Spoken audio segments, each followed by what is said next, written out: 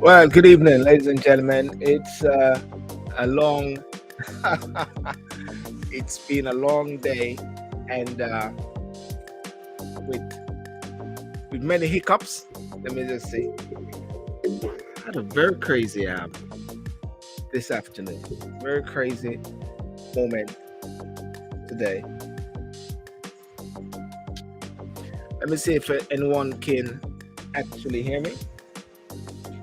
I won't start to explain anything because explanation is not good. There we are. Let me just check this.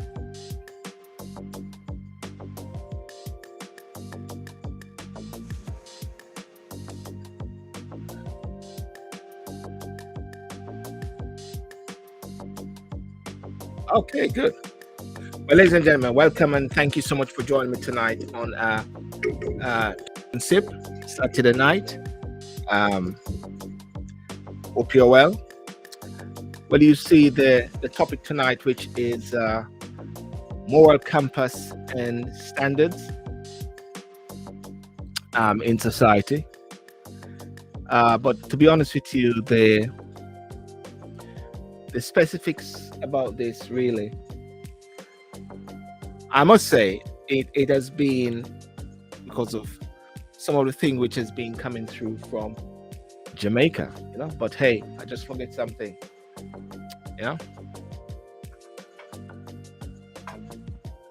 My drinking today. Having some wine. One of the things about tonight on Talk and Sip, we're gonna go until 11:30. Until 11:30 here, and then from 11:30 on Facebook. We're going on Instagram after that. From 11:30 to 12:30, and of course this is UK time. So from 10 o'clock tonight, on YouTube and Facebook. Then after that we go from 11:30. Cheers. Moral compass and decay within a society. And in the past few days, one cannot help but see a couple news items, and especially from Jamaica. Hey, are you hearing me? Let me see. Can you hear me? Did you say you can hear me? Hearing me? 1, 2, 3. Okay, supposed to hear me. 1, 2, 3. Can you hear me, Jody? I always like to do a test there. Someone say hearing me. 1, 2. Yeah, I can hear myself. I saw a guy, and I don't have the video there. I mean, the video is all over. I saw a young man, actually. I think his name was Silvera. I'm sure Janet Silvera would like to know that he has the same name. But this gentleman was actually telling people to leave out of the traffic, out of the car, because of there's been a strike. And then at the same time, a little bit after that, the police arrested this gentleman. And then after that, guess what?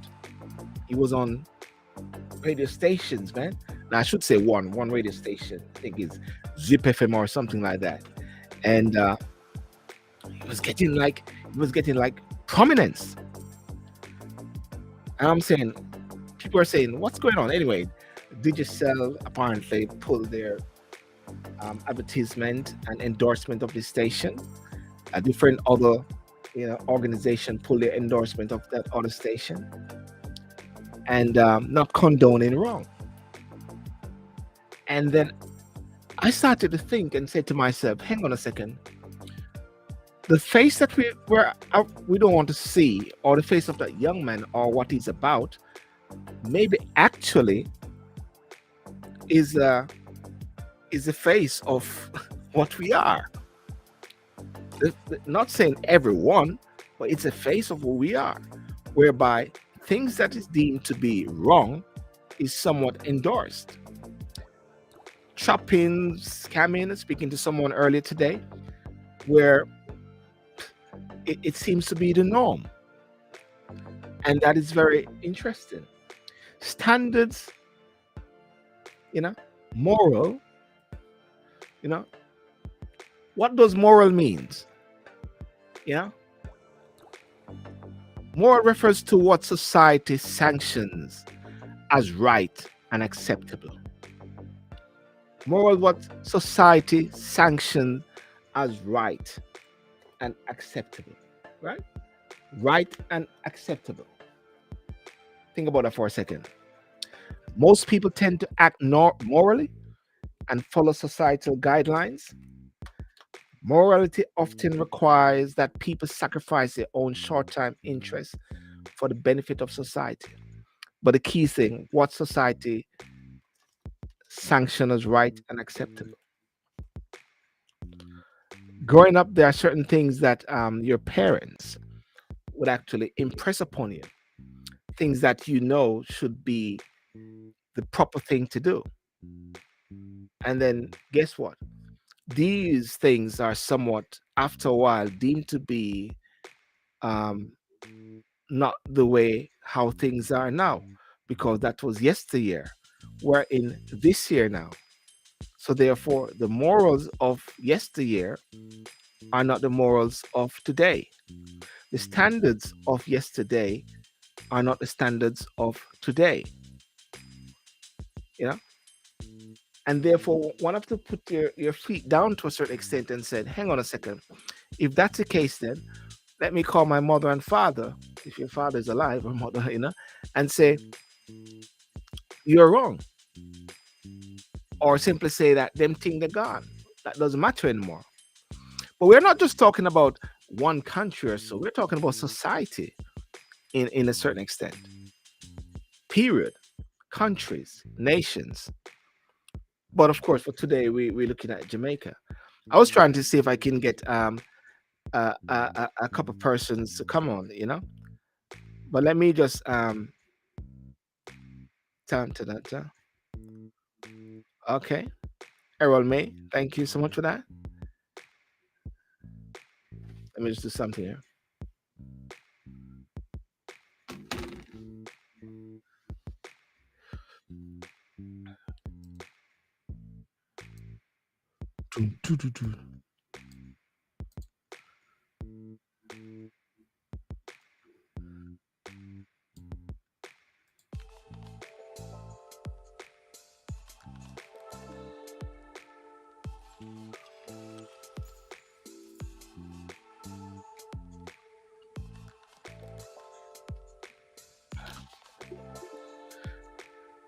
For those on Instagram, this is gonna come in a bit later tonight. Later tonight, we're gonna be going straight over to Instagram, so you're not gonna have the Instagram bit. For those who want to come in on the show later today, I'll show you the particular link.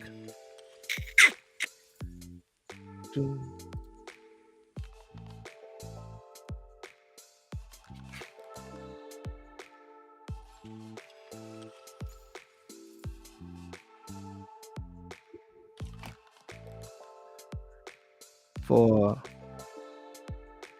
the link to come in on the show is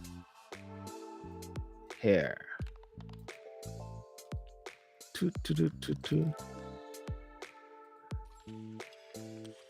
1, 2.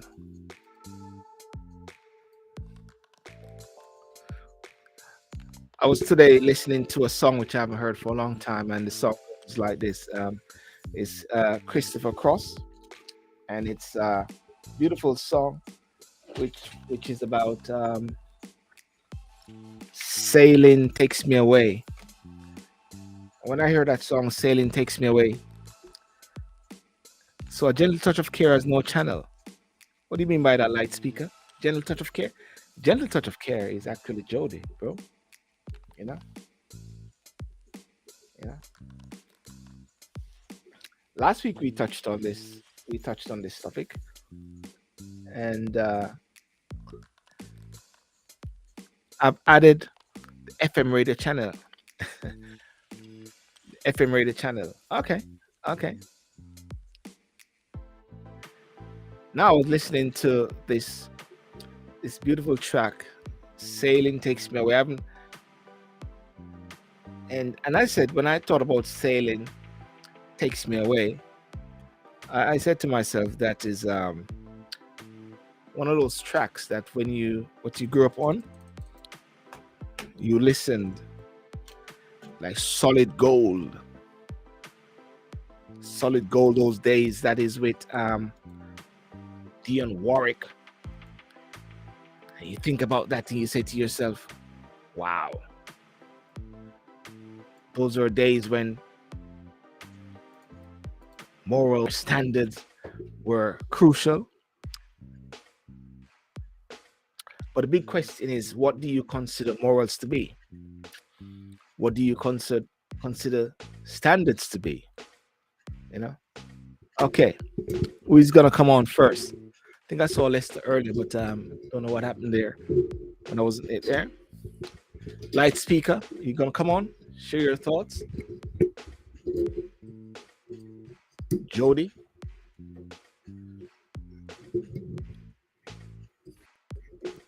In Qatar, I don't know if anybody's watching the football. In Qatar, there's about to start the World Cup. And in starting the World Cup, there's a lot of politics whereby the FIFA president is actually saying, Europe, you have no basis. You have no basis of telling Qatar what to do. No, you don't have any moral high ground. There's another thing about morals. You don't have moral high ground to tell Qatar what to do. All right? Morals again. That's a big thing. Morals again. Standards. Now, standards is a different one as well, because standards is something which is developed over time. You know? People can have personal standards. And it's back to morals again. Standards of right and wrong. Principles that you won't work for. Mastery. Self-discipline. Work ethics.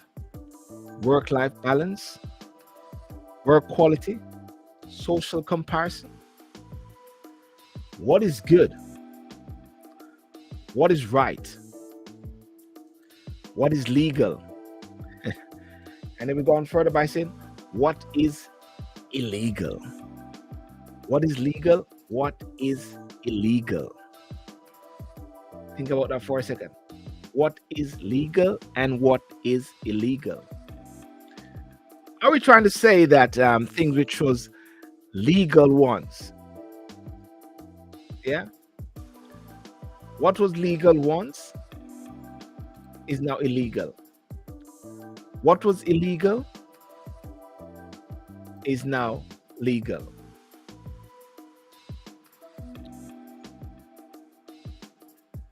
That is something to be one need to consider.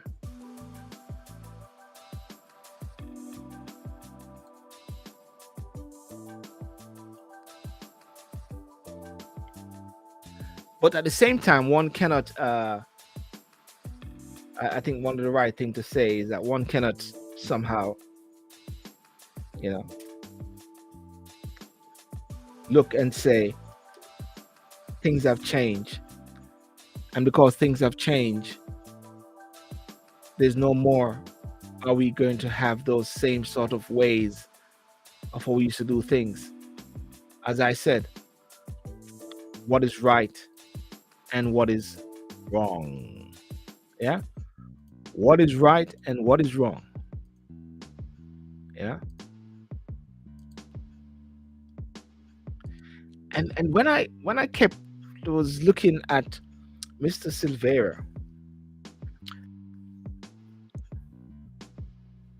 I would interview Mr. Silvera. Yeah, I would interview Mr. Silvera. Oh yes, I would. But my interview with Mr. Silvera would be, Mr. Silvera, tell us, sir, um, what is it? Who are you? What drives you? What you're about? You know, what about you? What you're about? I think that's what I would do. What is about you? What are you about? Because sometimes we got to think about a rehabilitate, to rehabilitate. If that's the right word, rehabilitate. Let me get this thing going, so we can sort of develop someone.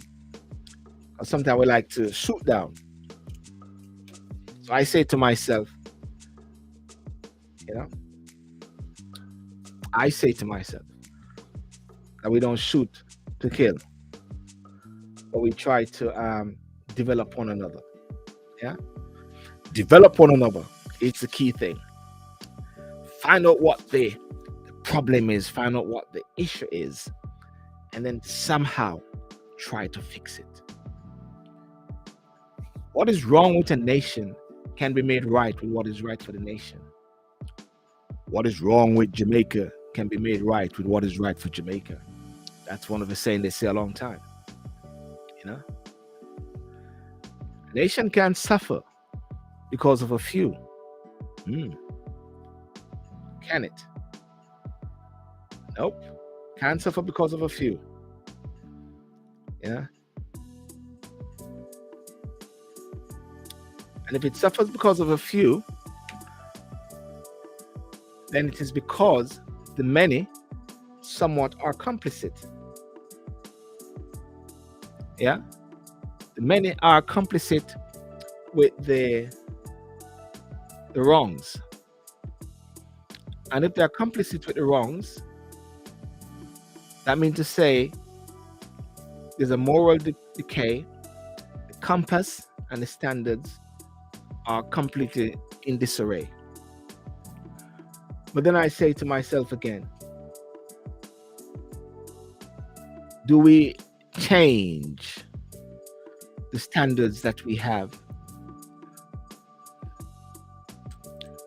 Do we change the words and the thing that we were brought upon? Yeah? Yeah? Do we change? Do we accept the new day, the new things, the wrongs, and we say that those are right? Because this is what you got to think about. If your parents had set in place, standards, if your parents had set in place, things, ways of operation, ways of doing things, the right and the wrong, and if that goes through the window because of the evolution of society. Now, this one needs to note as well that marijuana was deemed to be illegal, and many people may have been incarcerated because of the use of marijuana. But again, it all depends. Is it the use or is it the peddling? Many people are being caught and maybe in prison. Over the period of time, it is recognized that there's a medical factor there, which is good. But, so therefore, that has changed. The picture I sent you was an Irish cream liquor. I haven't seen a picture, light speaker. Let me see if there's a picture. No, I haven't seen a picture. Yeah. So therefore, you know, it's very, very. Yeah, I remember where we were last week. Now, yes, this is where we were last week, and I said, let me just bring this back in this week. You know, if one is not able to take from the stalwarts, take from your parents, take from what society has taught us many moons ago, and to bring this down and to take it down into our present family, our children, then one can say, if anything, has society somewhat failed us, or are we failing society? You know, that is something to be Virgin. So let me hear some bashment are going on. A little bit. You always have bashment of changing the standards, man. The moral compass is going astray. We know we have different moral compasses. Well, I see behind you there is a teddy bear, which is the standard now.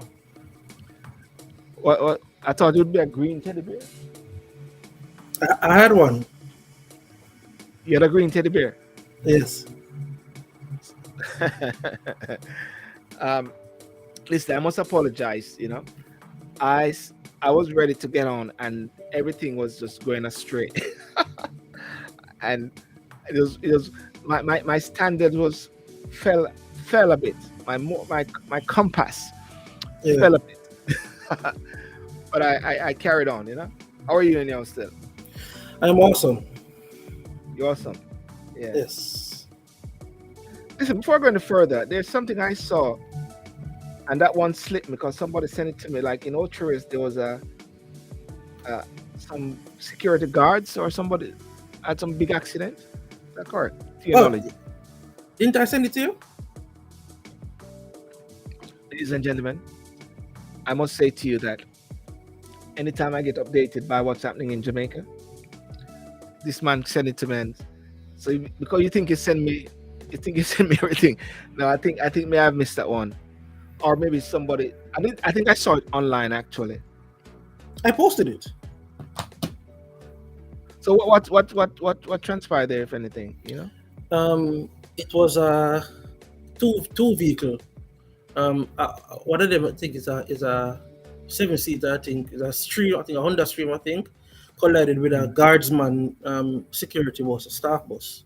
Yeah. And the men in the car were fishermen, and they died. The other person, and the other persons in the bus, the security officers, sustained serious injuries. Oh, so okay, so the ladies or so which I saw on the ground lying back, they were just unconscious or something like that. Unconscious, yes. Unconscious. Okay, that's good. And that was in Ochoris. So they said Ochoris. Prairie. Oh, sorry to hear that. You know, I have a friend that's texting me right now that knows the two men very well. Cause she sent me even the dead photo then. Yeah, and recently I believe there's some fisherman issue as well, where they were trying to get some fishermen from overseas or so, isn't it? Colombia. Okay. Well, anyway, we went for them. The country went for them. Yes, they sent the army for the marine for them. The Coast Guard. Okay. We were talking about last week. I think the last thing we left off last week, and we said we had to come back this week because it seemed like the tail end of every week conjures up the topic for this week. And we were at the whole point about standards and morals, and whereby Is it that morals have changed, standards have changed? Should it be maintained? What is standards? What are moral? What are standards? What are morals? And should we be accepting, and or should we be standing firm? Many people might not like the word standing firm, but standing firm on what? You know what I'm saying? What are you drinking? Okay, I'm drinking. It's like I should say I'm drinking something on Red Bull. I said hunger, you know. You're drinking Amarta. Some people have coffee. Today I feel, you know. Jody looking bright today, man. Jeez and peace. Jody, speak, Jody. Hi guys, can you hear me? Wow, wow. Sean sharp, Lester. She even in your colors. You haven't mentioned that. Lester, Oh yeah, I decided to go all Jamaica this evening. Change everything up. Oh, so it's Jamaica colors. Oh, it's Jamaica colors.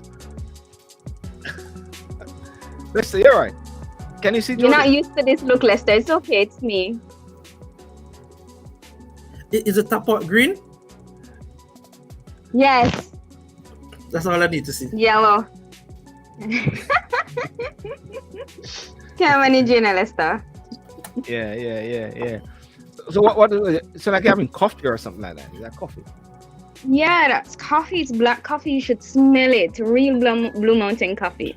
And it's black, extra strength. So it's like, got that kick, right? Yes. Silver. Yeah. You know that ladies love black coffee, right?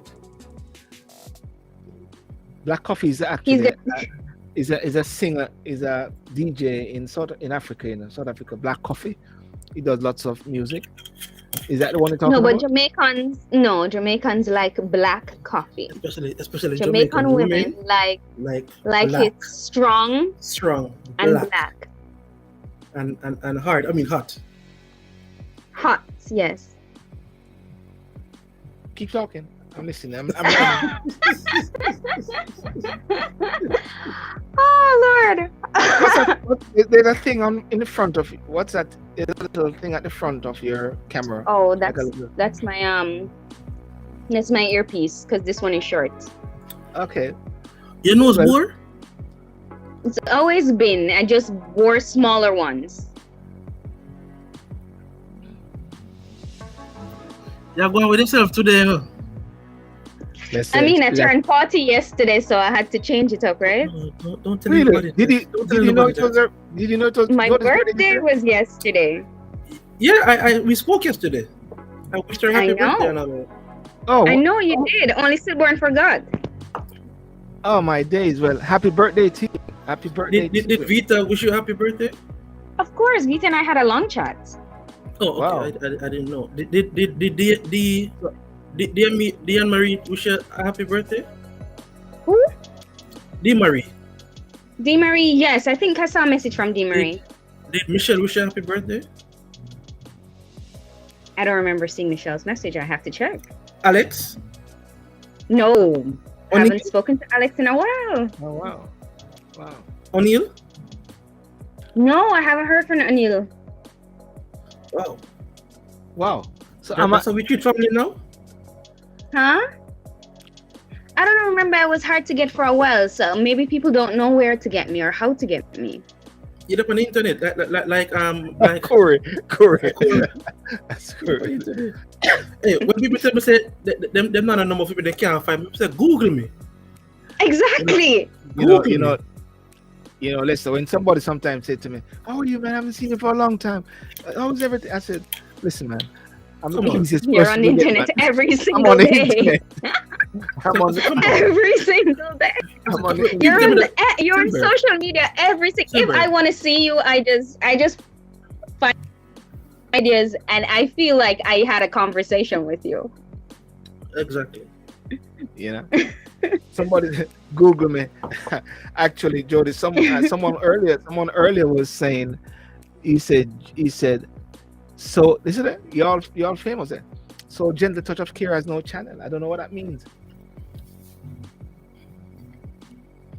No, we don't have a YouTube channel. Okay, so we have to create that one. We don't have a man. YouTube channel. But if you type in No, a why Google they're not Maps, gonna find a gentle. No, if you type in Google Maps, you'll definitely find our exact location. Yeah. But because we changed our name or YouTube channel, which is not officially official, is under another name that we're gonna launch soon with something that we're launching. Yeah. It's a nursing teaching channel. By the way, did you know that today is actually International Men's Day? Do you know that, Lester? yes, the Deputy General Secretary of the Jamaica Yes, Labour that is Party true. It is. said a lot of women sent me some messages. A guy posted and said, "Not one of them women here. Come on, and wish people happy." No, Men's you know Day." what? The truth is, it slipped me. I usually send out a thing.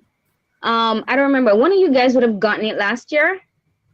I'm almost sure you would have gotten it from me, but it's something I normally do. But happy International Men's Day, guys. We often, as women, and I'm going to speak this from a generation who think we're all independent women. Oftentimes, as women, I think that men's roles are not as highlighted, and their contribution is not as highlighted because we're too busy fighting for our rights or fighting for what we think should be our right, that we forget that, hey, there were men who played a part in this picture. So I don't want you to feel you're both strong Black men. Take off your cap now so me can see a blush, please. Who contributed greatly to your family.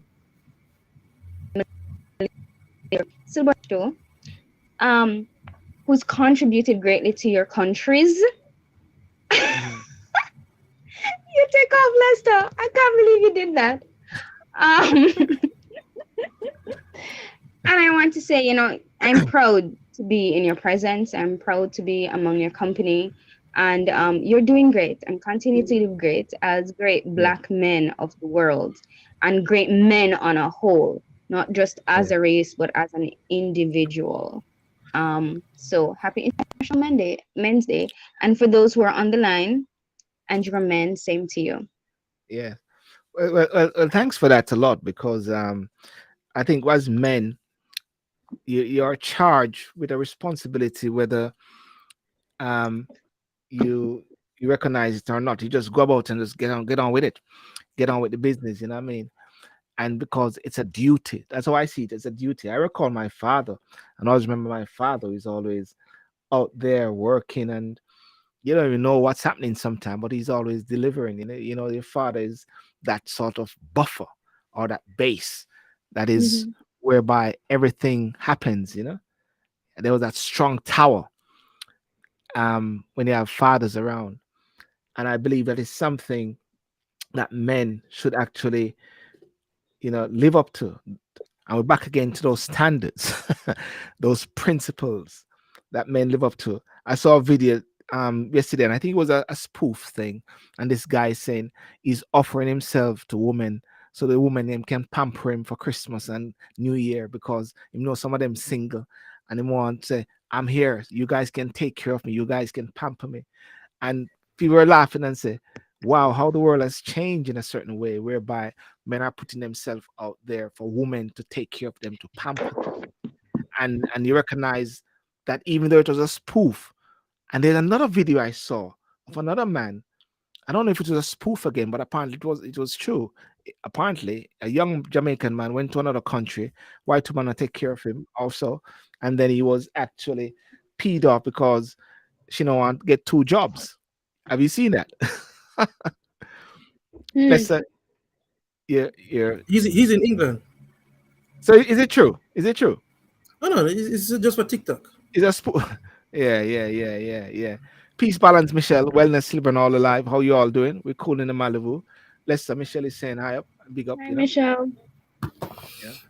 But listen, we were on this point last week, and ladies and gentlemen, just to let you know that we're finishing at 11:30 today. I didn't want you to switch from it yet, Silborn, because you said something a while ago, which goes exactly toward the topic, and I didn't want to lose it, about losing, the moral compass. Even what you just said about men's role, it has become so acceptable for women to take on roles that were traditionally men's roles, so much so that it affects how society changes and what we accept to be normal. So I had a conversation where somebody says in the next I think it was in the next 15 years, I don't remember who was saying it, that was it on this platform or was it on another platform? I don't remember where I was, when they said there are going to be twice as many men. Was it you, Lester? Twice as much men in the world as it is to women. And I keep thinking, I keep playing that back in my head, and I keep thinking, hey, if we're going to have twice as much women in the world to men, the family structure as we know it will just not exist. The family, and well, it already doesn't exist as what we were taught when we grew up.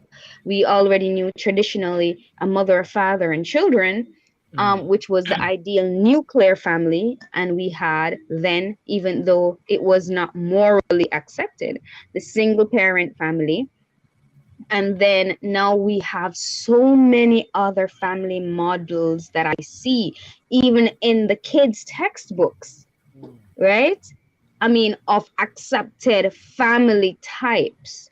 There's so many others now that I'm saying, hey, we have literally changed. It's even in the books that we're teaching the kids. So that's the foundation of where I think the moral standards break. They break from the foundation of the family. And so everything in society is going to change. If the family changes, everything is going to change. Just my opening remarks on that, since we were on that. Yeah. Well, it's very important that, and when you look at it now, it's like, are we talking about the evolution? Is it an evolution that we're seeing?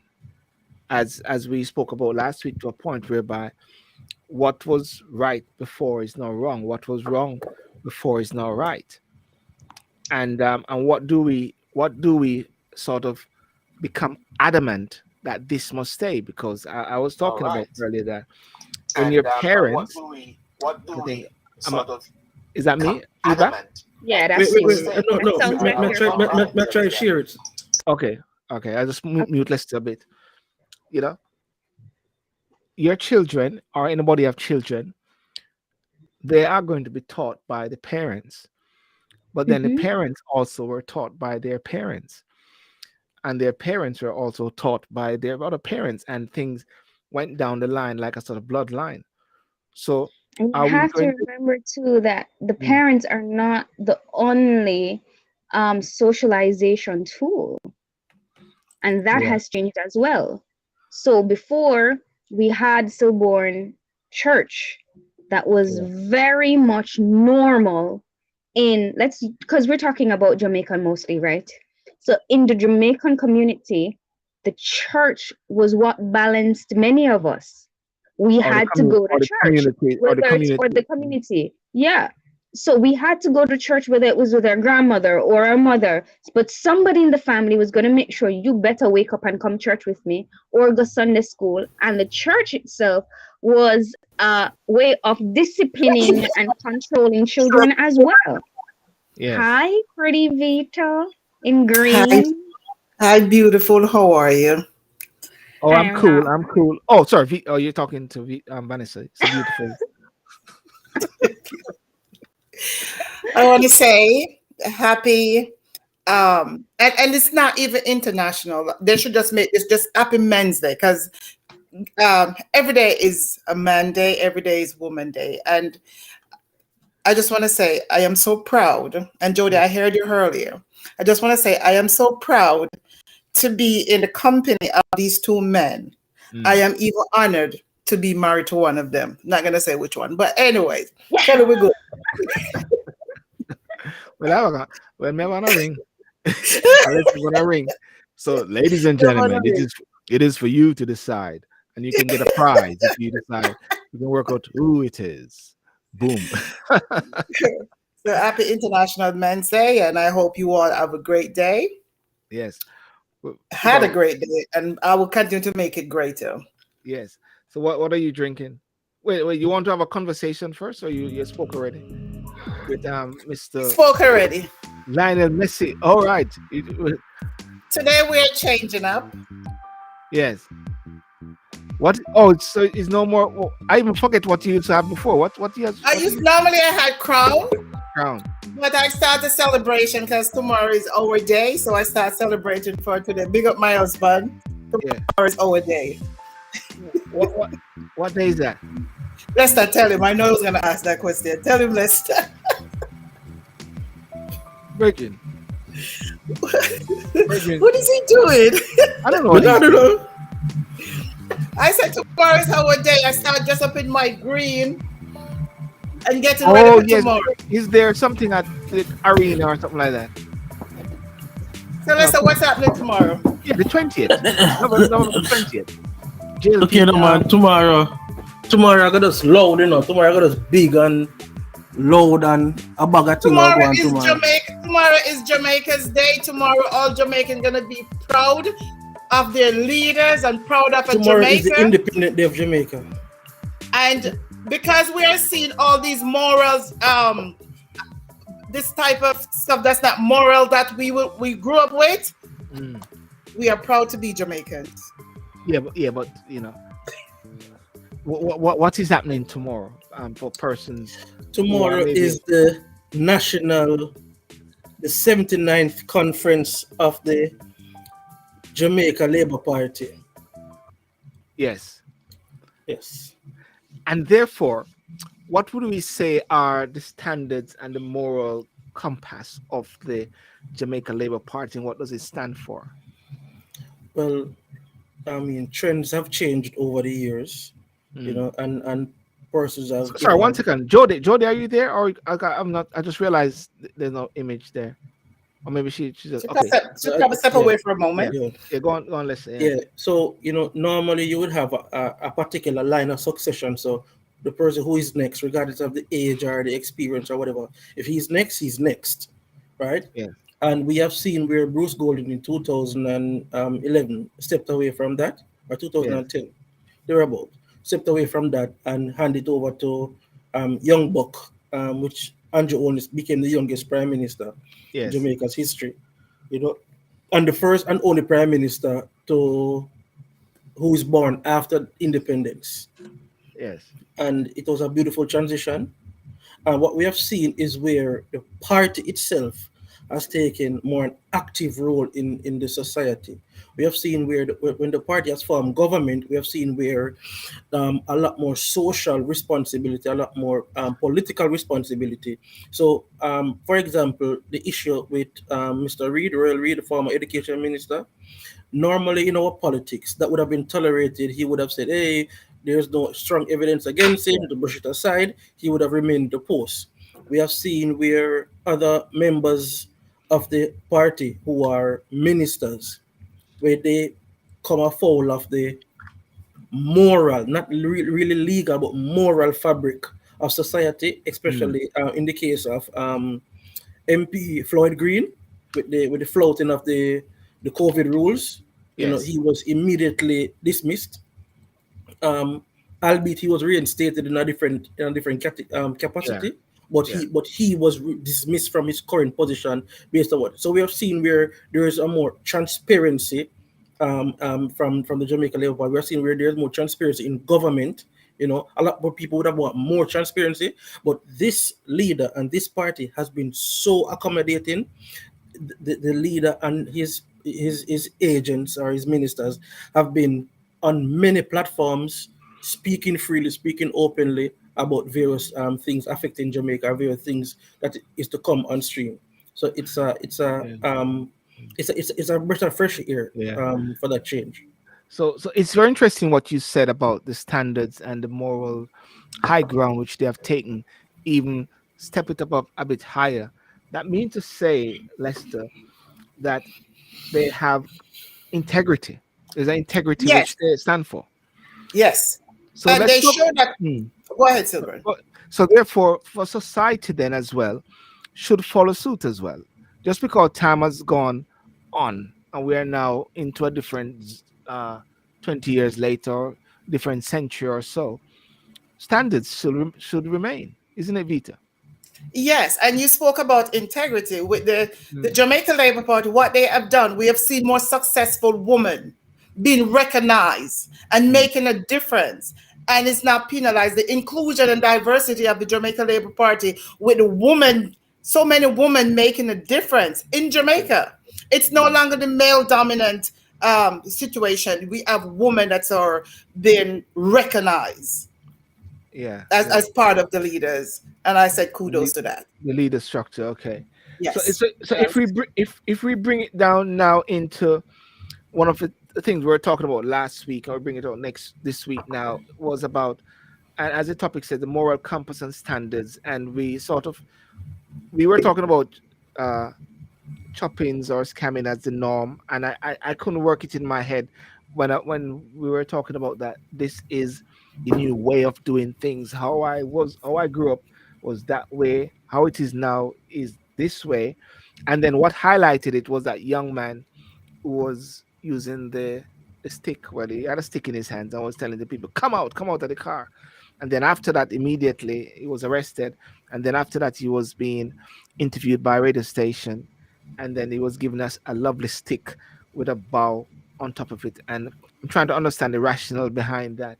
But was it saying to a certain extent that a level of Jamaica have somewhat, there's a level of decay when it comes on to morality for someone to have been able to actually thought that this was okay to do so, or they just got it wrong totally? Well, on both sides, they got it wrong.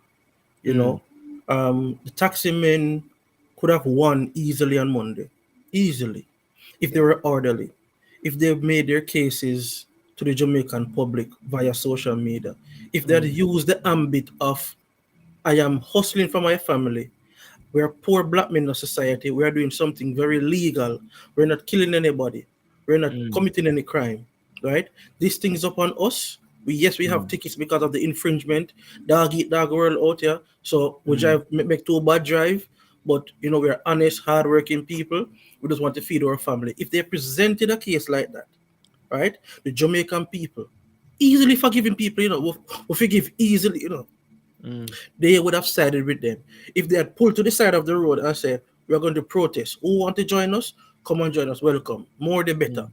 But when you are threatening people, when you're using your body and using objects to block the road, when you're hitting persons, when you're boxing persons, when you're slashing tires, right? The public would not support that. So that's where they went right. On the taximan side, on the side of the police officers, on the side of the government, on the side of the hierarchy of the police force, right? This threat of the protests and how they were going to handle the protests was in the public sphere from Saturday. I thought that a proactive action should have been taken by the government, by the hierarchy of the police force, right? To be Monday morning out in their numbers all over the island just to maintain order. Protest if you want to protest, but make sure that there's free passage. You're not obstructing anybody. You're not forcing anybody. You're not threatening anybody. That was not done. So they had to play a catch up, right? Now, the following day when the guy got bail and come out of jail, and I see the prominent station, Zip 103 FM, interviewing him. And then the host of the show presented him with a weapon. Her words, this is your weapon, use it wisely. What else do you use a weapon to do? Right? And I see my friend Lindsay Carty, who is a teacher at Heart Academy, has joined us. Yes, hi. Yes. Hi. So in closing, I'm just saying, right, if the taximen had approached it differently, if the government had approached it differently, we wouldn't have had this chaos. That's all I'm saying. Lindsay Carty? Lindsay. Good afternoon, everyone. Hey, good afternoon. Good night. How are you doing? Good afternoon. I'm okay. Is food up on it now? Yes, man. Yeah, even though I can't turn on my He's on the internet. You're on the internet. He's on the internet. Yes. But can I say something to that, Silburn? Yeah. As far as when we look at the behavior, when I get a ticket in America, If I don't pay it within certain time frame, 30 days, it goes against my license. Yes. There's a possibility of my license might be suspended. I cannot drive. I cannot renew the vehicle because even my license, because it's going against my license. They flag my license. I have to pay before I can renew the registration for my vehicle or even get my license. Yes. Because whether I run the red light or for speed, that's what happened. So how the case that you did something wrong, Yes. you run the red light, you bad driver, whatever you have done, drive without a license, and then you're going to demand that the government's supposed to give you amnesty for something you did wrong? Yeah. And the fact that the guy who is taking people out of the vehicle, which don't even own a vehicle, I heard, and threatening people and assaulting people, and you have the woman of Jamaica saying this is not wrong, he did nothing wrong. We are set of lawless people, and that's what the morality of Jamaica is going down. I am praying and hoping that this is just a minute part of Jamaica and not most of Jamaica, because morals, there's no morals anymore. Yeah. So what are we doing? Condoning this type of situation and behavior?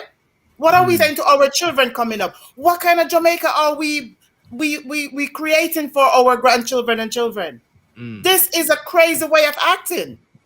Yes. Yes. No more. What happened to right and wrong? We don't do right and wrong anymore. And what if for me, instance, it was in that car, and when he talked to me like that, I'm like, I'm not getting out. What, he wouldn't have hit me with that stick? Yes. Yes. I do wonder if all the persons that were in that car, if they actually had decided to press charge or so against the young man, because of course it was an assault. You mentioned a while before going to Mr. Carty. Welcome back, Jody. If whenever I get a ticket and I see that thing comes through the post, either by speeding or and listen, guys, let me tell you, in the UK now we got 20 miles per hour zone, 20 miles per hour zone. I tell you, and that is crazy. And if you get a ticket for speeding, there's a chance of getting 3 points on your license, and you pay another £90, and you can go to a course which is called a speed awareness course, and that is avoid you from getting that 3 points on your license. If you get 3 points on your license, it can affect you with your insurance. The insurance goes up a bit higher.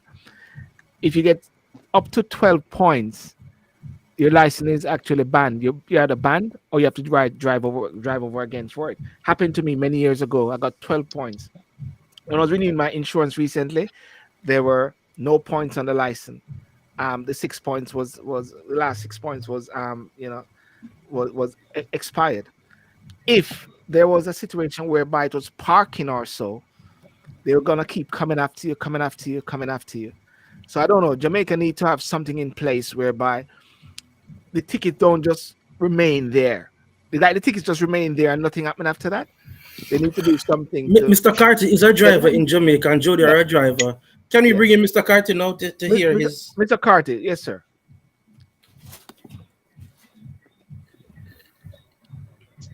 Okay, thanks again. Yes, sir. I watched the whole thing. I watched the whole thing unfold the other day. My school was interrupted. All of this week was interrupted because of the demonstration, right? Now, my thing is this. The system needs to change first.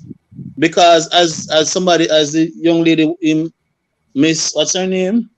Yes, the young lady, Miss Vita, the very young lady. Right. And she rightfully stated, you get the first ticket, your license should be flagged. But the problem is this, what I realize in Jamaica is this. You pay your ticket, and when you check the system again, the ticket is still there. So I think something like this needs to be addressed and before, so we can at least hold these drivers accountable. Because when I check it out, one driver who in over $70,000 in ticket, one in over $50,000 in ticket. Then you wonder how you get past the first ticket. How do you get past the But first Denzel, the highest ticket? Denzel, a few years ago, 2014 or 2013, they had an amnesty. It was under the Bruce Golding-led administration. And Yes. one bus driver came in, but I saw for myself. One bus driver had 3,000 By the way, outstanding tickets. Silborn, you just highlighted my stalker. Really? That's your stalker. Yes, it is. Internationally, I'm saying it. That's my stalker. The Who is person you were that? talking Whoa. about the other day. Yep, that's my stalker. Whoa. Okay. Who? Show it again. Whoa. VJ Sutherland, that's the person I get emails from every single day. Watching, stalking, threatening my life and the life of my children. Everybody in the world knows, by the way. Please block him. Wow. Okay. Because they're not going to stop typing. That's their nature. Wow. Please block that person. Thank you. Wow. I need a drink. Mm. Have a drink, Jody. I drink some I'm coffee. having We love coffee like how we love our men. Drink some. Yes. Yes. Yes. You were saying something, Yeah. Lester? Yeah, Yes, so go on. I am saying that, so in 2013 and 2014, we had several bus drivers coming in with 2,500 outstanding ticket, 3,000 outstanding ticket, 1,000, 1,005. In my mind, I am saying, how you pass two? You know, the two to me is too much. How you pass two, right? Now the system is so broken that even now with this impending situation, right? There's approximately 325,000 outstanding unpaid tickets, right? Oh. The due dates, Alright. the due dates is the due date for it, where the tickets are to become automatically a warrant now, the 1st of December. Now, how are we going to process this? We don't have the court space. So between now and the 1st of December, these guys have to rush and pay the tickets. If not, then they're going to go out in full force and try to prosecute these people. But we don't have the jail space. We don't have the court space. I'm wondering, just logistically, how it's going to be done. Suspend their license. Well, listen, that's another Well, issue. That's another issue where a Let lot they come in. of thing drivers, is, guys, all right, let me tell you what's a lot of happening. drivers driving with Our license. system is kind of slow and archived, right? I've personally been in a situation where I was driving with my friends to Negril and we got a ticket and we decided that we were going to contest the ticket because of where we were stopped and how we were stopped, right? For a speed we know we were not going. And this is a problem that exists in our country and in our culture that I think needs to change, right? We decided, hey, this policeman just wanted to give us a hard time. Probably wanted something in his hand that we refused to give, right? We were given a ticket. We went to, by the way, we were from Kingston at the time. We drove all the way down to Hanover to court for that ticket, and the names were not called. The person who was driving name was never called. One of the problems we have with the system, just saying. Another problem we have is they have an online tax system that works in some places, as in it works in some ways, but it's not as efficient as we need it to go. I would personally like to see the online system work a little bit more efficiently, because if it works efficiently, a lot of what we're facing now we would not face. Because I've used the online system for more than one thing. Paying taxis, searching for persons who have tickets to be paid, to pay them online, things like that. Seamlessly, if everything is on the book. If everything is not on the book, it doesn't work. So somebody will say, oh, I have an outstanding ticket. They go to court, it's not there. See what I'm saying? So it might be in somebody's book somewhere that is not being updated or submitted. Yeah. or if for some reason it doesn't get to where it needs to go. So some people are not even sure if the ticket real or not, and then some people just say, oh, this no them not gonna catch me for now, so I can push it aside and wait, which is kind of what this is. There's no follow-up.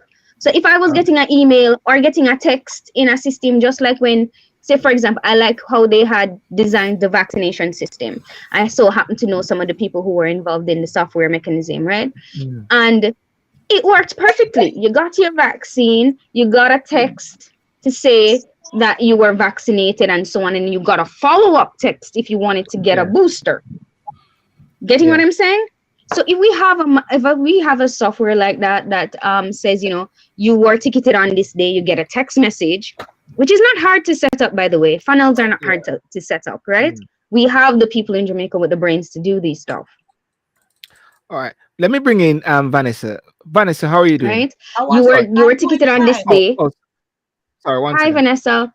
To say that your court date is this day, or to say your payment day is this day, and then once it goes into the system, you get another text to say this was done. And I think we can do it because it's done for other systems. Yeah. Before Vanessa come in, that is actually spoon feeding persons. That's really spoon feeding people, really. It's not so much of spoon feeding, but it's just how it's what's needed for this. Right. It is what is needed at this time because it's what we've gotten used to. So as you said, we are facing a revolution, to say. We're facing a technological revolution, and we have to understand that we've become a people of very short memory because of how information is being given to us, how we are now forced to accept information instantaneously. And so we have to change. We have to shift with that change. And if we don't, we're going to be left behind. And a lot of these problems are going to keep happening. If I want something anymore, I don't need to go to the library and look it up. I have Google in my hand. I have a world of library that I'm exposed to. So I need information that is going to be instantaneous. Then it's going to remind me. So you are not forced anymore to remember how to spell a word, because you can always voice it into Google and they tell you the spelling and the meaning of the word. You don't need to learn the word because it's at your fingertip. Like we used to memorize numbers. I don't remember phone numbers anymore unless it was stored in my brain a couple of years ago. If you give me your number now, I guarantee I will not remember it because I have a device that stores it and bring it back. Ask me what my phone number is when I lived with my mother. I can remember that. Yeah.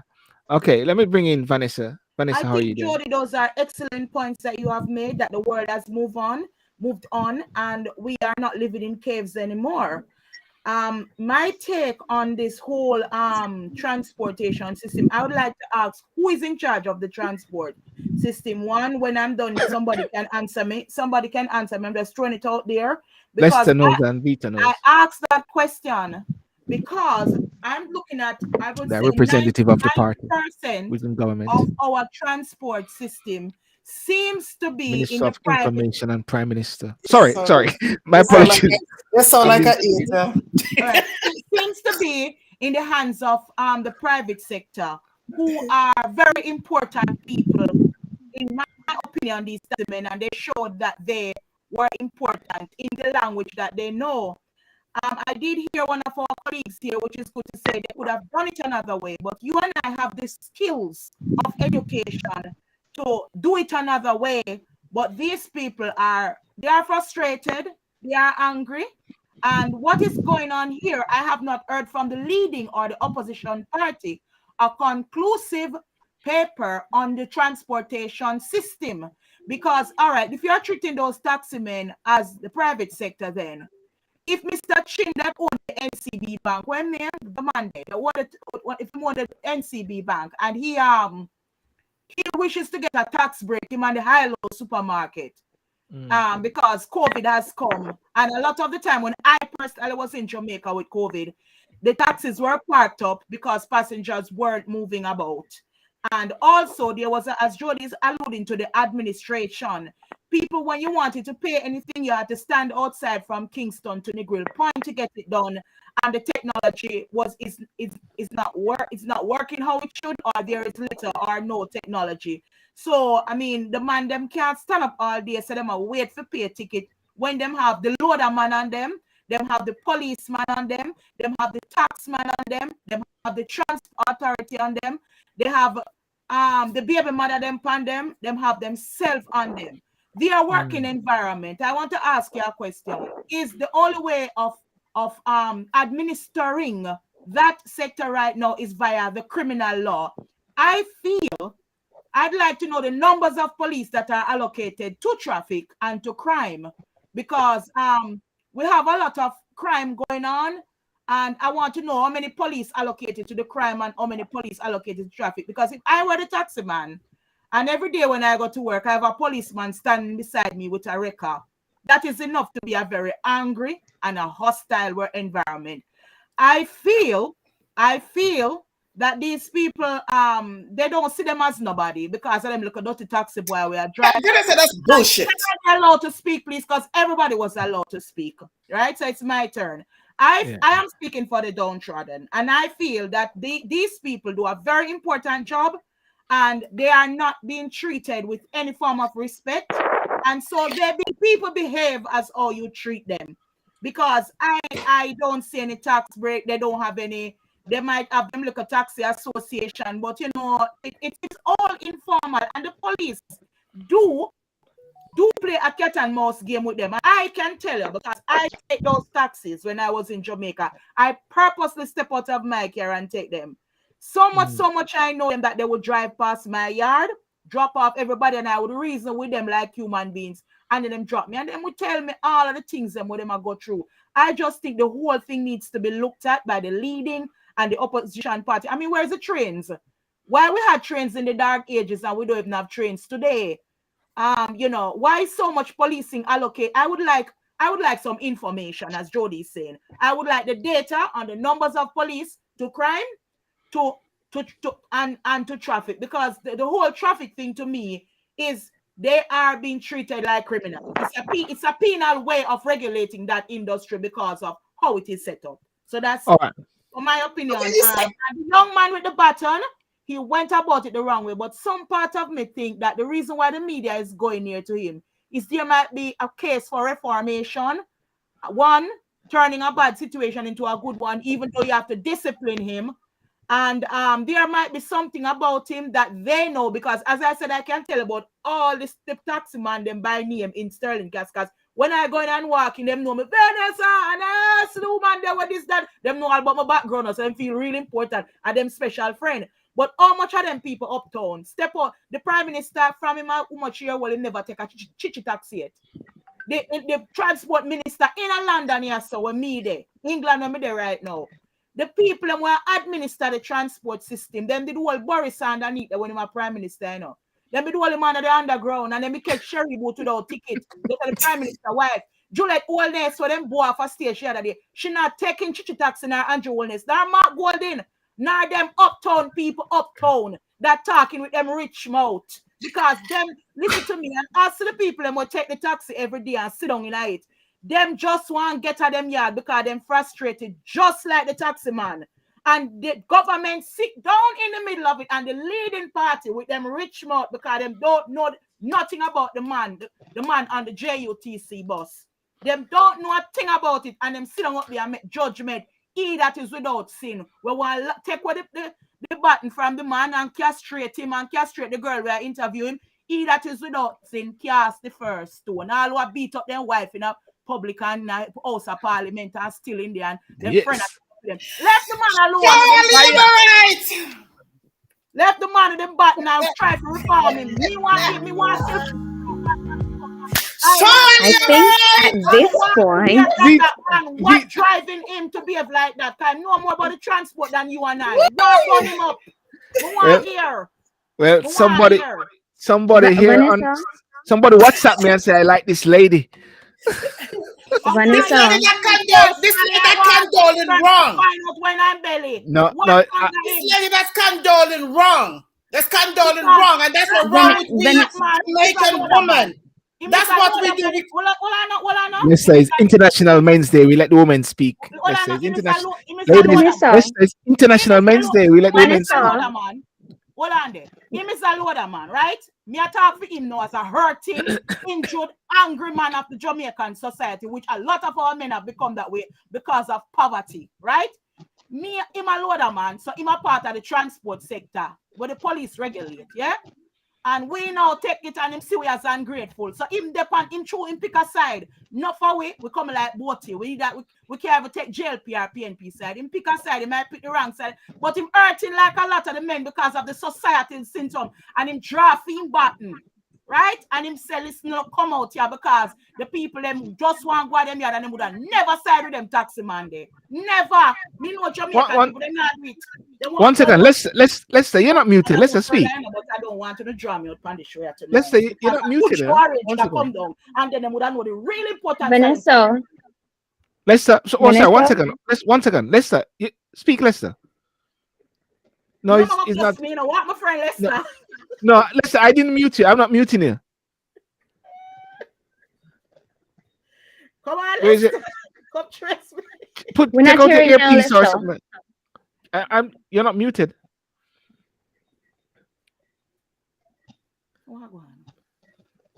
International Men's Day, they don't want to speak. They want you to relax and enjoy the day. Jody, speaking to me. So, Lindsay Carter, speak. Let me hear you say something, Lindsay. Lindsay? He's no longer there. No, he's there. Okay, Jody. Okay, Jody, go ahead. I think they're blocking the men them tonight. Jody, go ahead. Vanessa. Esther, I don't know what happened there. Sorry. Lester, come out and come back in, yeah? Speak, Jody. You want your Lester to say, no? I want ear. Yeah, Vanessa. I'm going to agree with you to some point. And I think, yes, there is some level of frustration among the taxi men because I've seen oftentimes where the police go policing, right? And it is targeted towards taxi men. They have days that they go out and it is targeted towards making sure their papers are up to date and all of these things and whatever. I am not saying that they shouldn't do it. I think it can be done to a lesser extent where it doesn't feel like they're being targeted. My personal opinion from what I'm seeing, right? Sometimes I think because they have a lot of double standard as well. The same policing, the same police, there's a lot of double standards. So they make you get away with this today and then tomorrow because there is a superior there with them, they don't get away with it. And it's a lot of double standard. And I think it's right across Jamaica. I've seen it for myself with my own two eyes. And I even said it to a police officer one day. I said, you can't allow people to do this one day. And then the next day you're ticketing them for it. It don't make sense, right? So it's like there's a targeting system and then there is a double standard system where, you know, we're going out these days and this is what we're doing. But the days you're allowing them to get away with. For me, that is where I find the problem. So for example, there is a specific street that they that is now one way. Some days the police are out there with them and they're breaking the one way. The bus man, the taxi man, breaking the one way. You know, who is not a public driver, see a bus or a taxi driving that way, thinking it's the right way, not even sure. But you're driving behind the bus, you get ticketed and the bus man don't get ticketed. I question these things. And I ask, I said, how is it that they're allowed to drive, but I'm not allowed to drive? What's the rule? What's the regulation? I ask these questions. Because it is the double standard is so right. Good question. Yeah. What is you know, and so these the tax is smaller than the bus are. What is the real regulation? All the rules them go. Can it obscured? It does. Yeah. Right. So I think that the system now needs to be at a place where it is clear cut and there is no two standards. There is one. All right. Let me hear Lester. All right. Okay. First of all, the Honorable Audley Shaw is the Minister of Transport, right? So I'm not speaking as a member of the Jamaica Labour Party now. I make sure I go for my gears them. I talk as a Jamaican. Now, Vanessa, I keep telling you this. When you come to this forum, Your opinions are highly valued, but your opinions are not facts. If you don't bring facts, please do not cast aspirations with I am opinions on. speaking facts because I take the taxi and I hear it from their mouth. And I stand up there and see when the police is around the corner from them and the kind of things that I am seeing, because I am not this uptown girl. I believe I must take them taxi because I want to know what are going in Jamaica. Right? No matter how much degree me have and no matter which office them come, there's a day when me personally step out of my car and sit down in there. And them know me by name. If you go up at Sterling Castle and tell them the lady where to live down in the valley there. So the whole beep, beep, beep, beep, beep, beep. And you see me I go home now, I'm full of my bag with peer and everybody gets one. I saw me live with them. Vanessa, Okay. Vanessa, Let's know, yeah. Leon and Massey, yeah. Vanessa, I'm going to ask you to be respectful when you are speaking. All right, I will be. Okay. So I'm trying to give clarity and answers to all that you asked, and you asked a lot, right? No, you said that the taxi association is informal. That's not true. I red plate them. Red plate is not informal. Red plate get the license from the Transport Authority. They do have a union. They do, because they had a union representative, the president of the Transport Authority, the president of the Taxi Association was representing them, and he met with Mr. Shaw, the minister. So again, you have to admit when you're wrong that it's informal. It's not informal. They have a union, over 2,000 members. 2,000 members. That's not a small group. Is that the red plate, Lester? Red plate Is that the one that Ezra Millwood used to be the person for? Yes. Okay. Yes. So there is a formal structure there years now, right? But remember, Ezra, hold on. I'm not going to allow this, Vanessa. I allowed you to speak. I am saying now, if you remember years ago, Ezra Millwood bought the franchise from the government. Remember, Silverian? He bought it from the government. So when you're saying that it's informal, that's not true, right? No, we have to be fair. The taxi men committed infringes against the Road Traffic Act. That is a fact. It is an opinion. Regardless of how they are suffering, they are the small man. They want to eat a food. They want to make them money. They want to feed them family. You cannot drive on the soft shoulder, right? On Monday. No, listen. Don't worry. Let her. She said what this. She keeps talking lies. There's a bus lane. No. Giving me a bus lane then. But I want to rebut you right there. So you're talking about the soft shoulder. Is a case for space because in England we have a bus lane. Vanessa, did you hear what I said? I asked you for the bus lane. I asked you for the bus lane. One second, Vanessa. Vanessa, repeating what you're saying. No, Jody is mute. Jody muting people today. It's not me. Jody is the one muting people today. Vanessa, we're trying to have a conversation. You're not the only voice here. Jody muted her from me. Designated bus lane in Kingston and in Montego Bay. It's right on the road. There's a designated bus lane. So your bus lane in Jamaica, is that what you're saying, Lester? I was asking for clarification. Yes. Vanessa, you're muted. Yes, we do. Yes, we do. Okay. Melissa, we have Vanessa, we have bus lanes in Jamaica. Long time now. We have bus lanes in Jamaica. We also have. Are the red plate allowed to drive? What was that? Are the red plate allowed to drive in it? Taxis and buses, there are lanes designated for taxi and buses in Jamaica. There are pull-off bus stops right across Jamaica. Bus stop where they spend millions and dollars and make what people lick down and the government bill back. I cannot see it because it is not there is not being administered. When was the last time you were in Jamaica, Vanessa? Vanessa, when was the last time you were in Jamaica? Oh. Vanessa, these lanes have been there. I don't know which community you live in or where you live. Kingston, downtown Kingston and uptown and all around the parish. Kingston have more bus lanes than any other parish in Jamaica. Any other parish. Okay, let's so we have established something that there are bus lanes, okay? Let me bring it to you. Yeah. Okay. But let me bring it to you, right? Any other Jody, you have to mute yourself, Jody. Parish in Jamaica, and I live in and yes. What I'm saying. Have we got bus lane in Otrius? That's for clarity. Vita? No. Are we gonna respect each other and get back to the topic that we started the show and then stop screaming over people? Can we just establish now? But this is what I'm going to, Vita. This is what I'm going to. Yeah. When you look at the moral compass of the taxi men, it is quite depleted. The taxi men, they stop and pick up anywhere they choose to. Yeah. They drive at over the speed limit. They drive with they sort of have 4 or 5 passengers. I don't remember how much they're legally licensed to carry, but sometimes they have 8 and 9 in it. They have stopped buses. The buses are licensed to carry 32 passengers. 32. I've seen police operations stop buses that 108 people come out of the bus.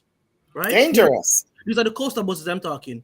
I have YouTube videos that I can pull up and send to Silburn, and you can put them up right now, where you see buses are doing like this.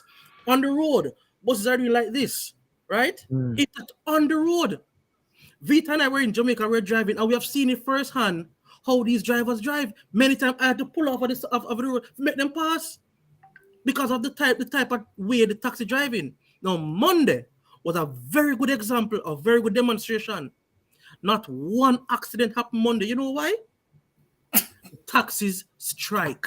So there's a direct correlation to the high traffic accidents on the road and taxi operators. So if taxi strike and no accident happen, the whole island, right? That is saying something that these particular men and women who drive taxis, right, are very dangerous drivers. No.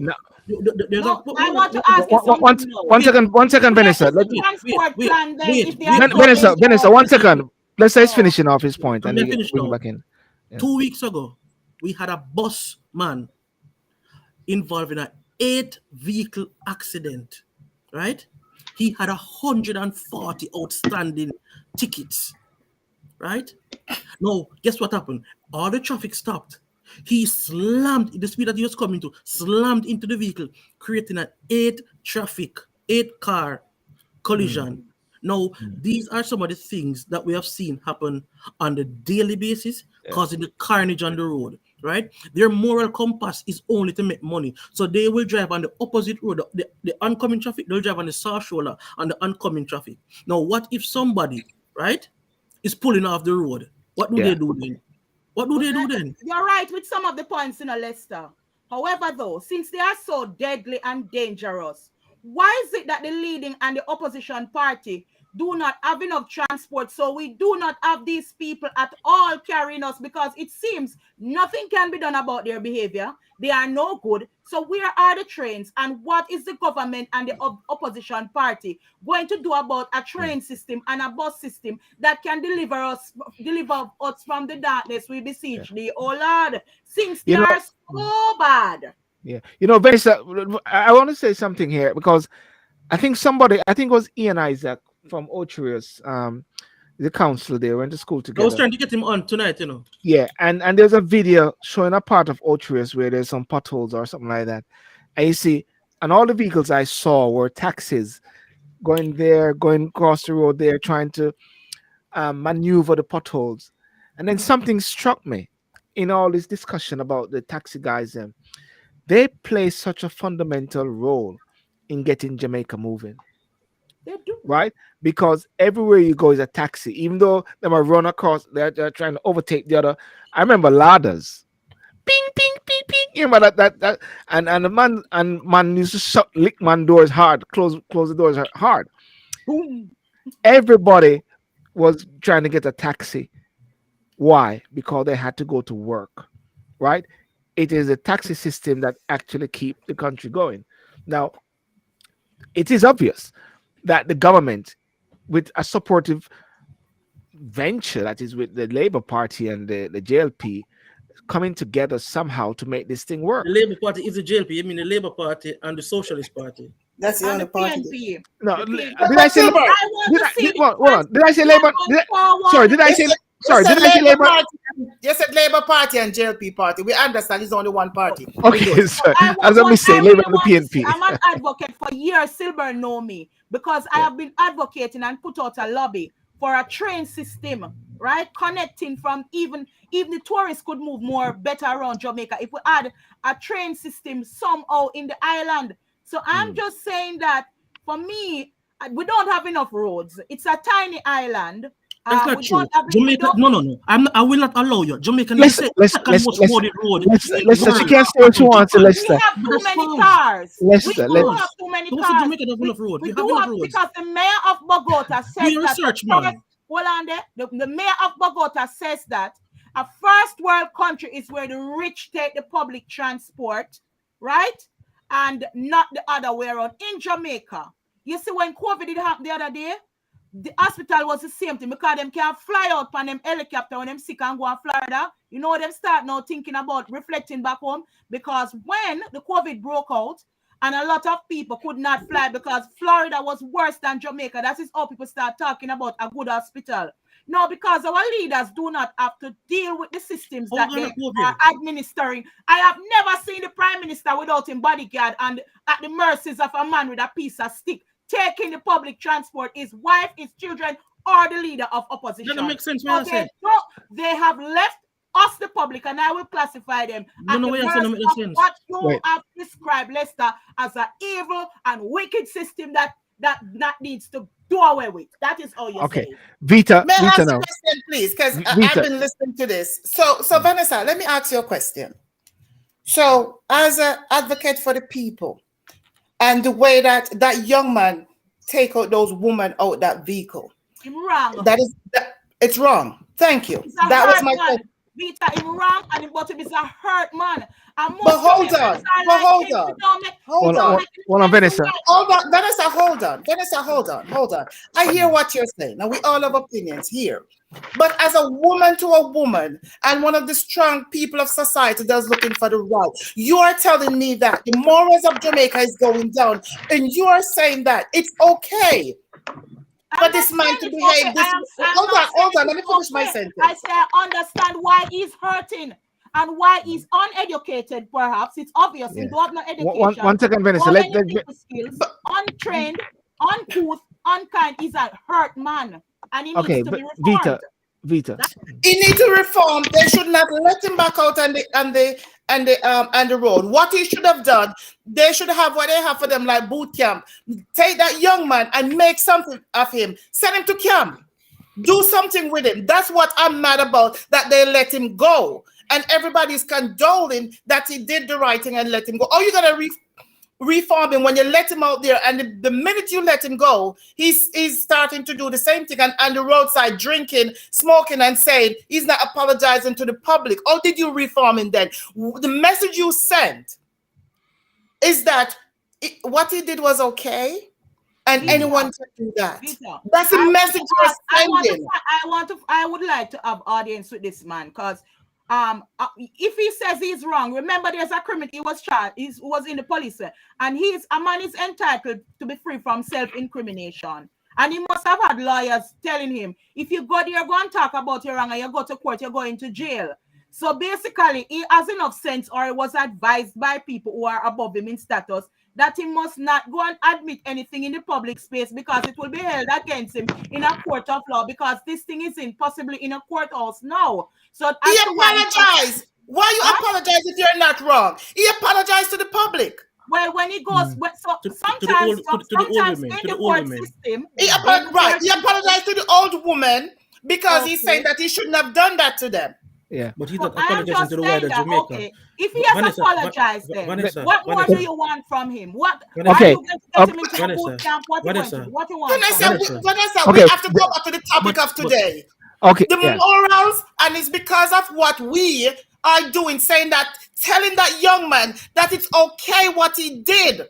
And you have him on TV saying, and radio station saying that, it's okay, Vanessa. That is the problem with Jamaica. And every time you come, I go, hold on, let me finish. Okay. Vanessa, when every time there's a problem in Jamaica, you're gonna come and you're gonna say, oh, it's the prime minister's fault, it's the government fault. Right? And you think that what that guy did, it's wrong, you said, but you're condoning it. You're saying, okay, it's a government fault. The behavior that we are condoning in Jamaica is wrong. Okay. And that is the problem. One more sentence, Sylvan, just before I finish. Yeah. We're all Jamaicans. Miss Onus went to Miami to make how much $1 million to help the poor and cooted, whatever you call them in Jamaica. And what you come on the show and said she got booed. What kind of crap is that? As a woman, what kind of crap is that? As we woman, a powerful Jamaican woman, I'm a laborite. And when Portia was out here representing Jamaica, when Portia was representing Jamaica, I make sure that's my Jamaican woman. I back her when she represents Jamaica. And that's what we need to do. Okay, let me go to Jody. I will respect them. When they start going to the children, start going to the same school, when they start using the same taxis and go to the same hospital. That's big. Because I'm not sending my kids. I'm not sending my kids to any school. I'm looking for the Okay. Vita and Vanessa. Okay. Vita. Where is my friend?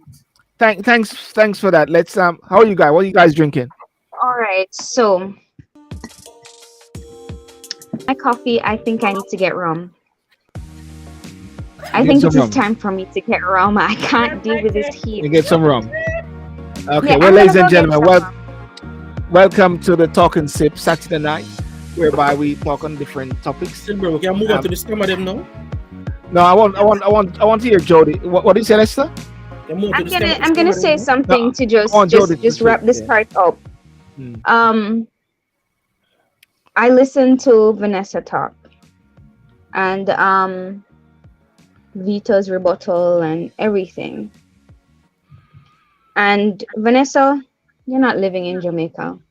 I'm going to speak as the only Jamaican here living in Jamaica. Oh my days, whoa, you're the only Jamaican here. The only Jamaican here living in Jamaica. That's right. Yes. And Vanessa had a lot to say, and I listened to her. And I'm going to say this to you, Vanessa. That is exactly what we're here to discuss this evening. Your ideas of our Jamaican people and our Jamaican society and where we were and where we are now and where we need to move to. Because we started this last week, Silborin, Lester and I, where we were talking about the breakdown of the moral compass of our Jamaica, the country we all love.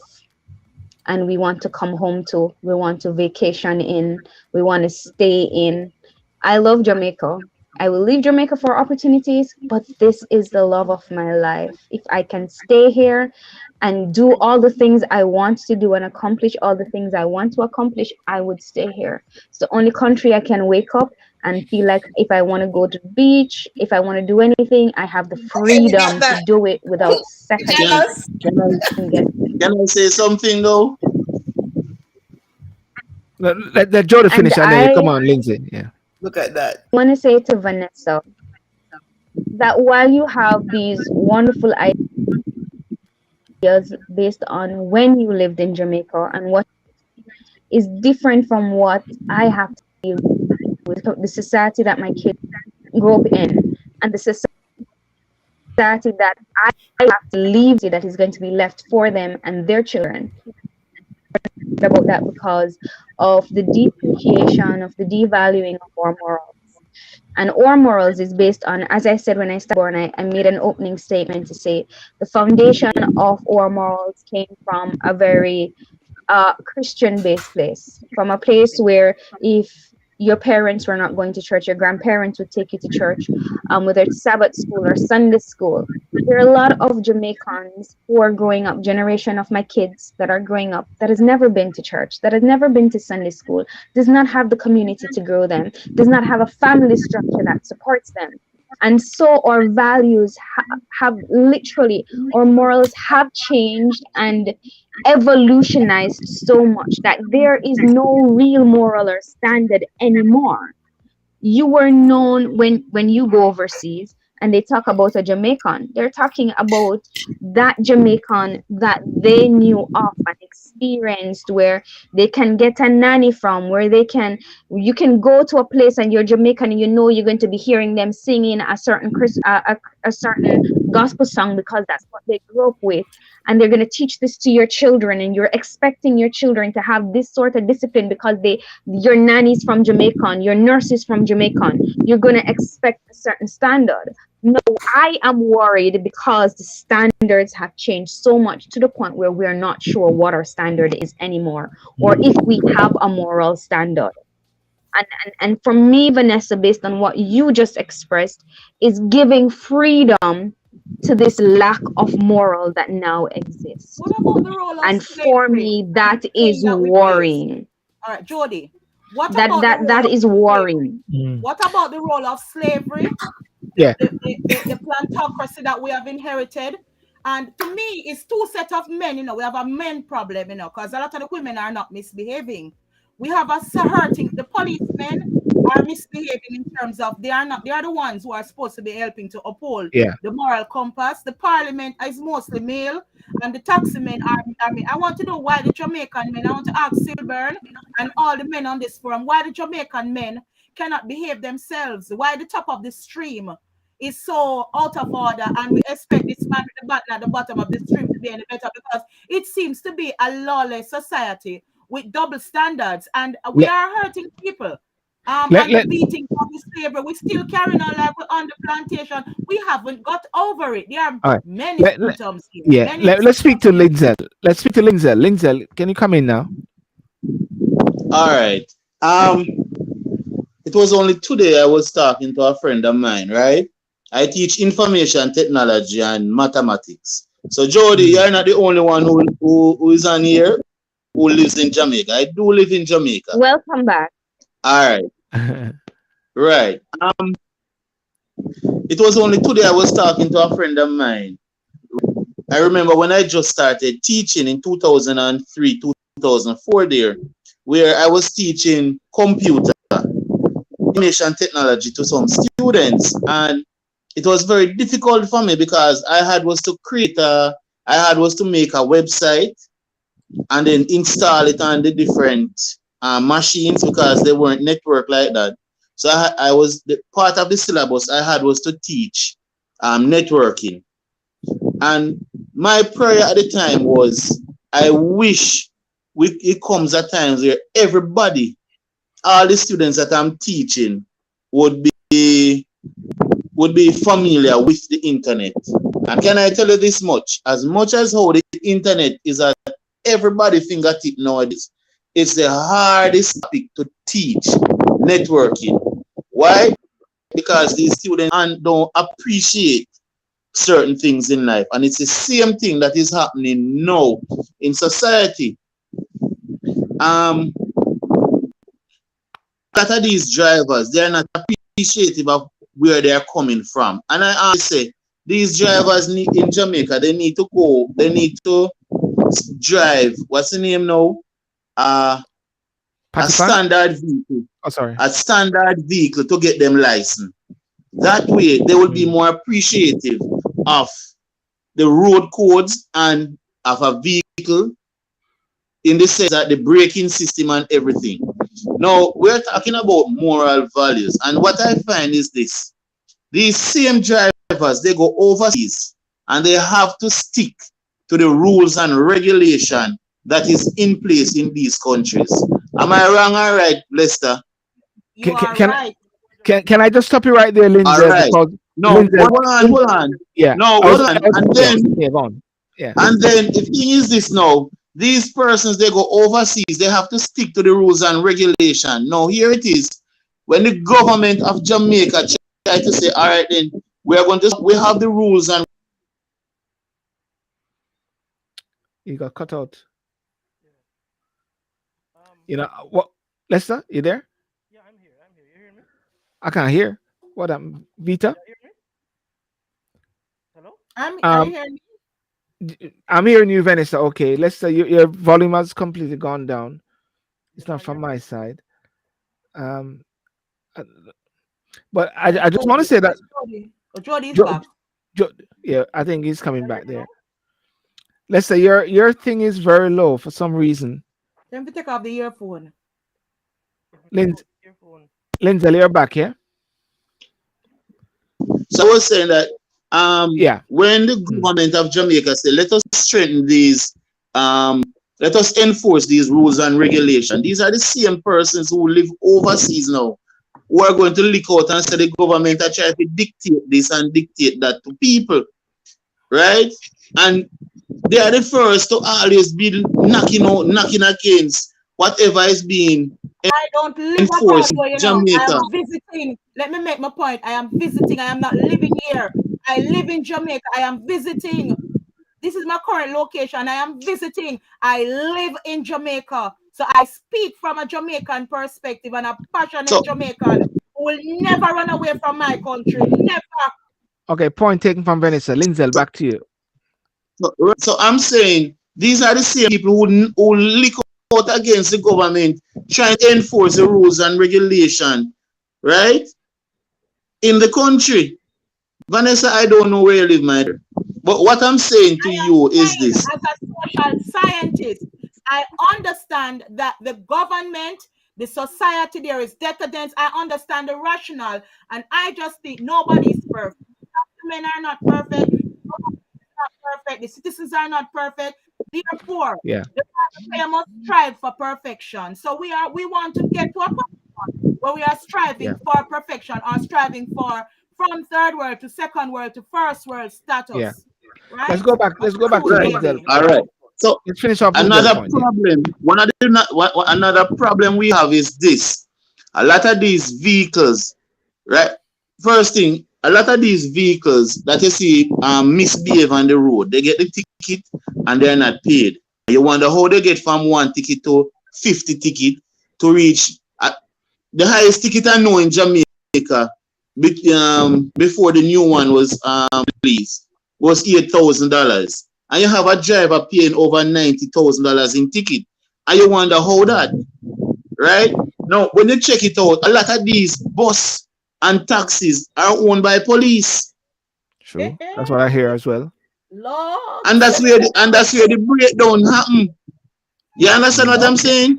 And these I always say when you look at some of these students that I teach who don't go to class, they are carried the police, who don't do anything in school, they are the ones that go behind door and then buy a license. Lindsay. And they are the ones just like how they misbehave in school. Yeah. They go out on the road and they misbehave same way. They stop and pick up somebody in the middle road and stop. And you say, driver, how can you do that? And then ready to send you where you come from. Lindsay, can I come in right here and take this down now? You said something about your students that you're teaching and the fact that they can go and get a license by just paying for it. I go back to the point when I came to the UK and I was learning to drive. Even though I had my license already, I had to learn all over in the UK because I had some bad habits of driving from Jamaica, you know, and I had to really get that out of my system in order to pass my license. Lindsay, the topic is about moral compass and standards. Yeah. Do you think that standards have changed or standards have fallen? And even if it is so, who are supposed to be the guardians of those standards and the moral to somehow impress that society? I remember I said it to Lester. Let's say we our generation have failed. We rebel. Why we rebel? Because Vanessa, when she was growing up, she never have no shoes to wear go to school like that, and she never get it. So what happened? When she get kids, she start to correct that. And kids who are when she get her shoes when she was growing up, she was appreciative of it.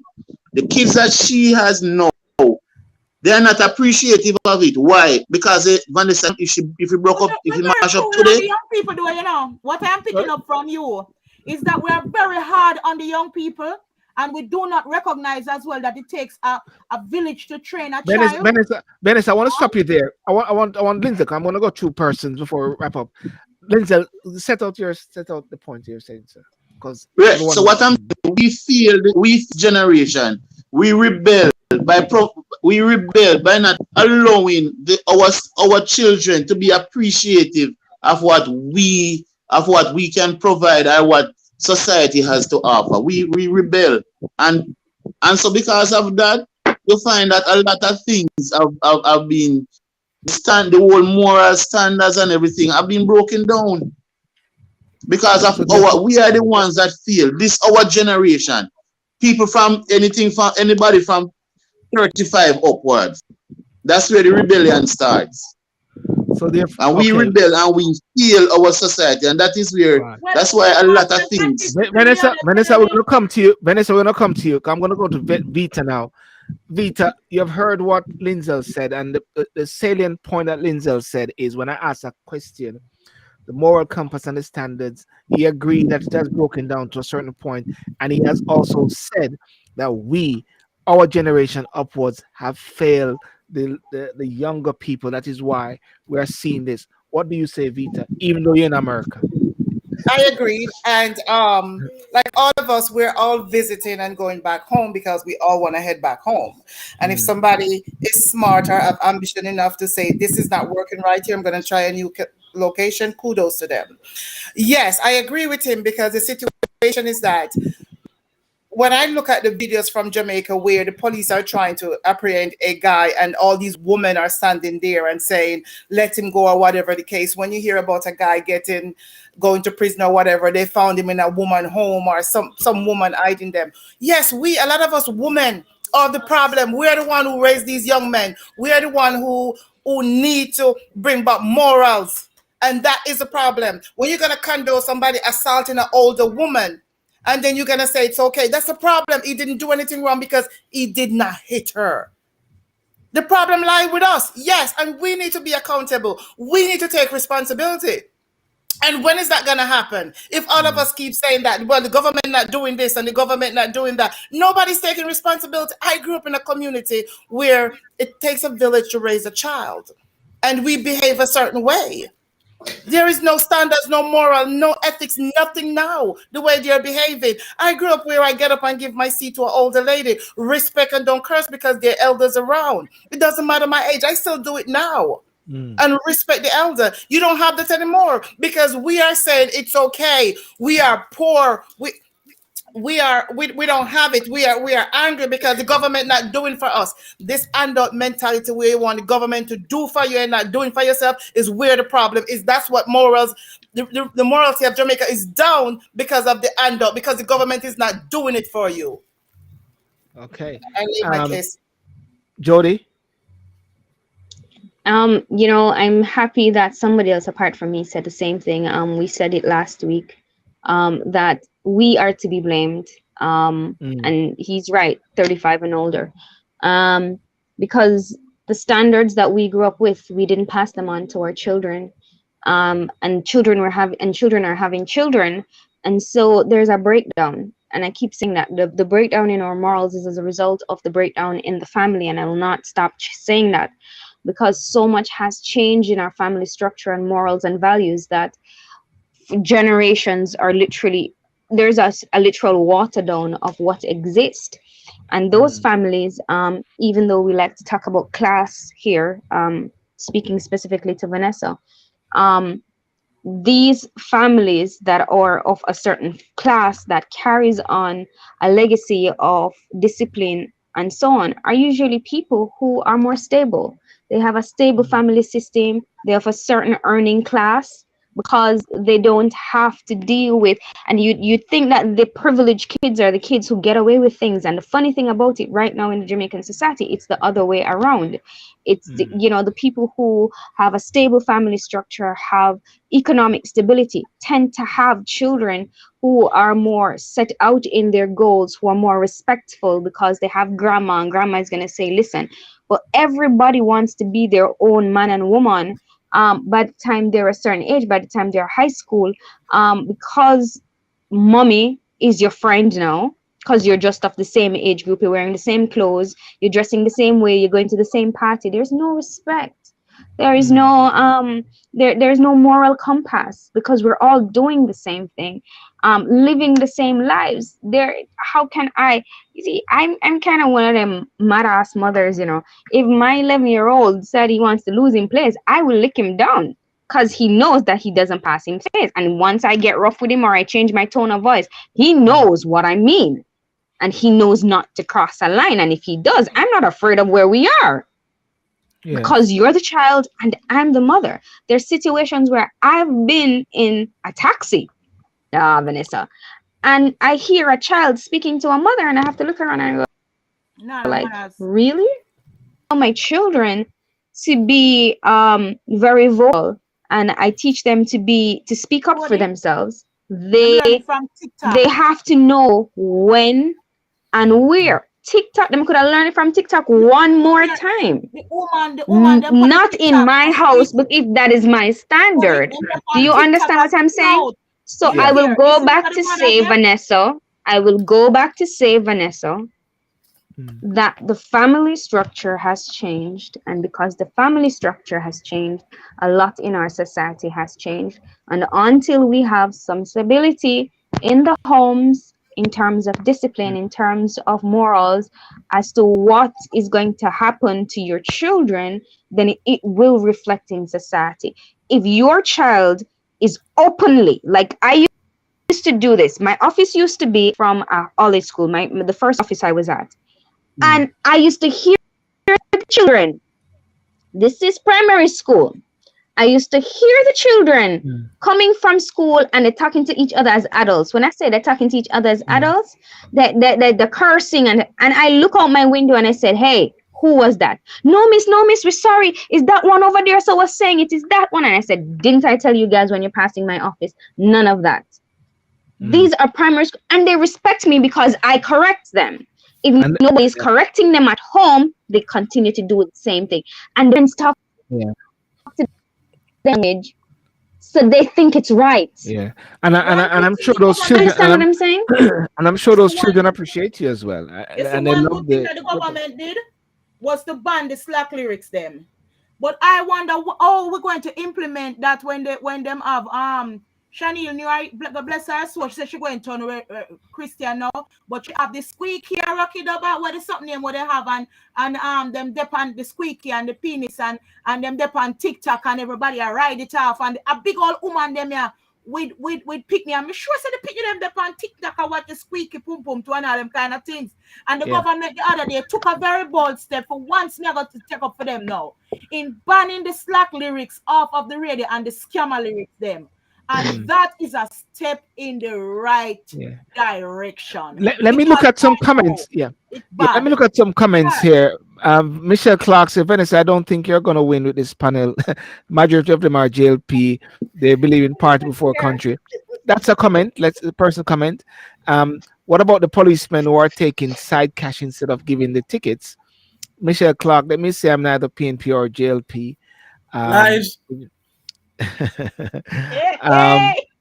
Michelle, you're wise. Scotty said, Michelle, you're a wise woman. Michelle Clark as well said, Vita, bias talk. Sorry, the government need to take accountability as well. The panel, that problem is due to bad governance. That is Scotty. Claudine said, the issues are not only in Jamaica, though, but I'm sure we're not going to juxtapose today.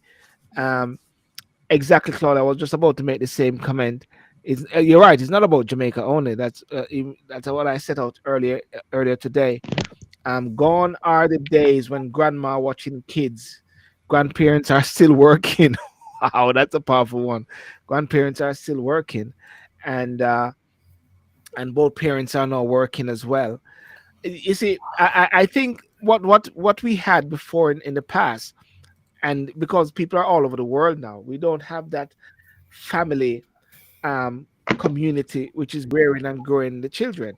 A community normally used to be a part of the process in rearing a child, not just the parents, because the parents are not only able to rear that child. The community plays a part as well. Vanessa, your last speech, because it's Men's Day, it's International Men's Day, so me and Lester will have the last word. I want to pick up all the man them. And I will pray for all the men that are hurting and all the men in government. They need to man up. I know that structurally they are the head of the society and they need to man this thing here out and know so we need a gentler, softer society and a more structured and a correct society. So the man them need for us behave like man in the place and stop abuse the woman them and abuse them position and just man up, yeah. Yeah. So okay. So what you're saying then, in regards to the moral compass and standards, the way of actually capturing it back, would you say that it has fallen, or it is that? It has definitely fallen, because of the structure that we were left after slavery, and the fact that a lot of the family has broken up because of migration and poverty, and we have a barrel society where the kids just want to grow big and go foreign, because they say no matter how we mash up Jamaica, we not go stay, so we're gonna leave. Yeah. And you can always get the remittance, if mommy gone and daddy gone. It's and the government too Yeah. feels like if the citizens go abroad, they can always send money back. So we don't have to grow the factories, grow the economy, and we can have an empty island as long as people are sending remittance back. So Yes. we don't though, and the family structure is destroyed. A large majority of it is destroyed because of the migration and poverty and all sorts of things. So it has gone down, and as I say, if we look at it, I don't want to have a male-dominated society.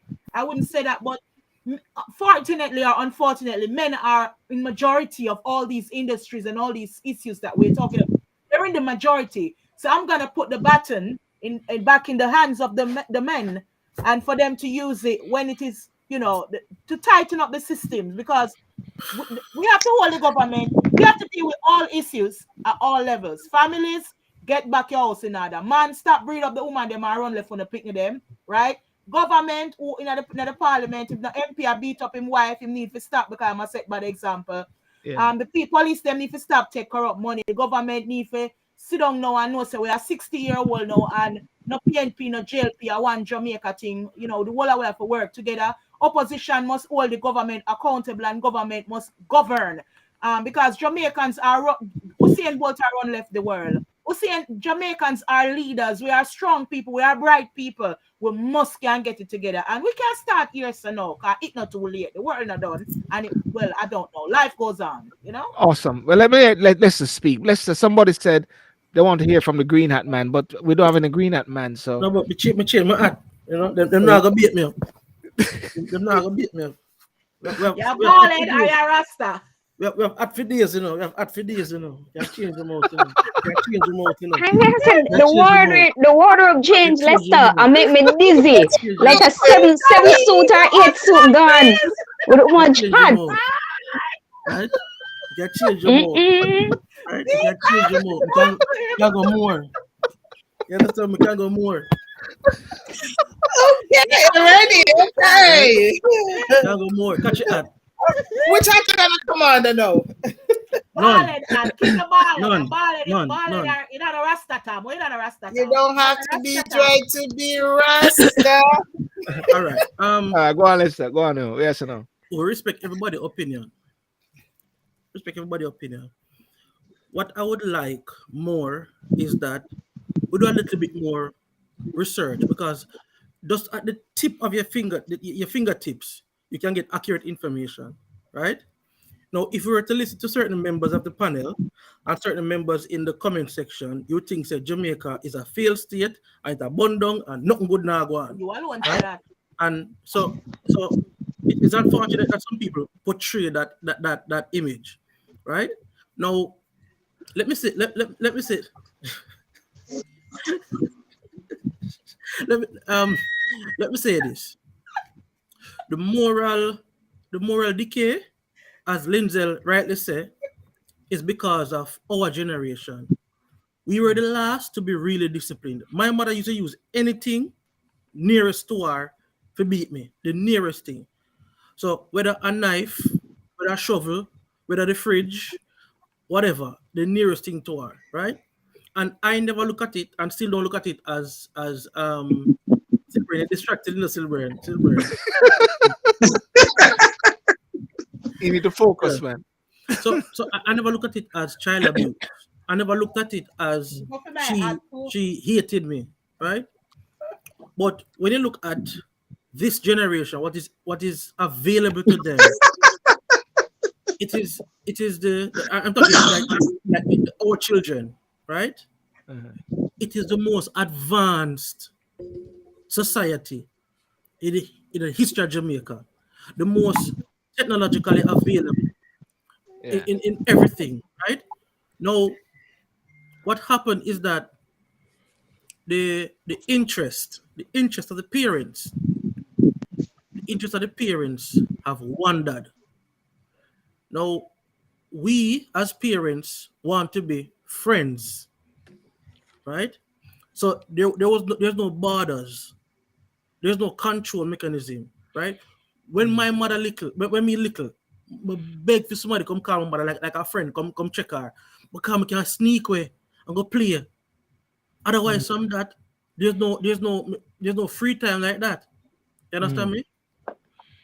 We have taught our children. So we have taught our children that we alone them to listen to in terms of discipline. Back in the days, our parents, our grandparents, time, anybody could have disciplined us. Yes. Anybody could have disciplined us. We have taught our parents that, hey, not even my brother, my uncle. Cause I've told my kids that my brother them, none of my 6 brother them can't lick my pit in them. The last time my little brother licked my son, a war between me and him. He said, you know, mind my pitney, right? Don't lick him. No, was that bad or was that good? But Lester, it's because sometimes them overdo it though. Because of the slavery, them overdo it. When you make them lick your pitney, them overdo it. Don't? You right? You him right. No, make nobody lick my pitney, might overdo it. No, okay. Me understand what you're saying. What I'm saying is that what we have boiled down to is a society where a wee one can talk to a pitney. Right? Now, if you look on the music pan bus, sex pan bus, teenage have sex, pitney have pitney, that have gone a long time. What used to happen was that we had respect. So me remember in the 80s, a man about him sleep, a bad man. Him see my mother broke the corner, but 100 meters away, him start rub out the weed.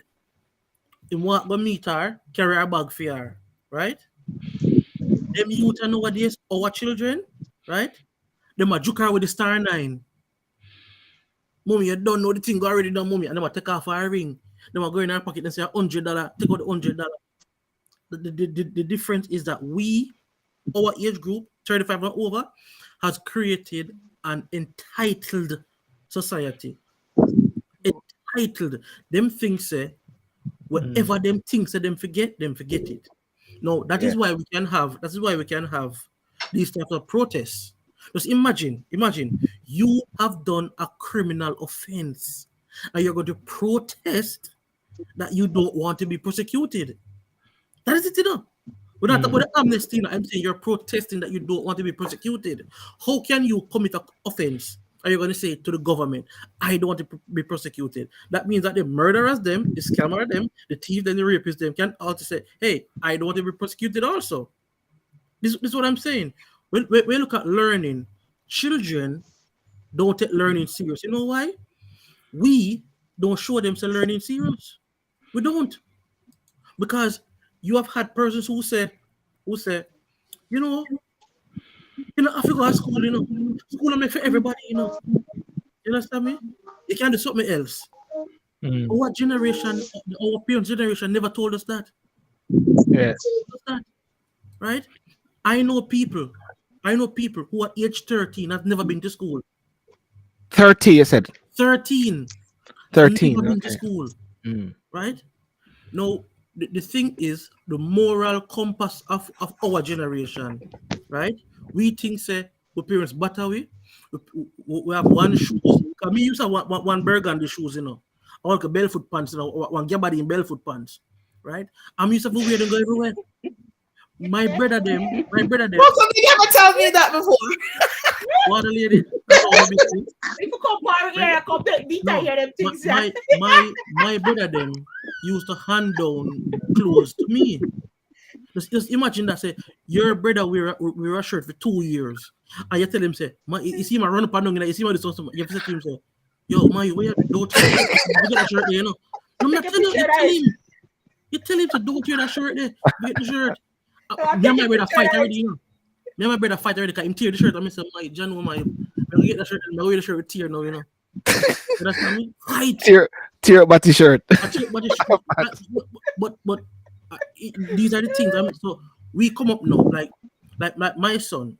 Worse when we come up foreign, every month, I send my son a shoes, right? Mm. So and You even need, before that, you need to stop that, Lester. in the affair Because no now more. he's Like every single month. In the affair now too. In the affair now too. My send you acting in Jamaica. Not man, the man that is in Jamaica again, man. right. No, they're different. They're entitled. That is the thing. That is the thing, Lester. Them different. Lester. Yep, yeah, man, Lintel. That is the thing. No matter what, Jamaica is where he grew up. And you see, we need to start teach our children civic pride. No matter what we are go through, it is Jamaica is the home. And enough people, well, when we realize a lot of people, I have students. Oh, me not have to do nothing because me I'll go here foreign. I mean, and Jamaica this and Jamaica that.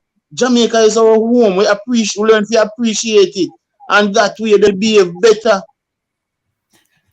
Linda, some of them need to stay here in America. We don't want Jamaica get no worse. You think I lie? I real talk, Vita. I see some children here that say they're Jamaican parenting. And yeah, because we can't do this anymore. And I'm gonna go back to Vanessa. Vanessa, we the woman are the problem right now in Jamaica. We the woman are the problem in Jamaica right now. What we need to do, Vita, we the woman need to step up and start. The man them I get to a brethren.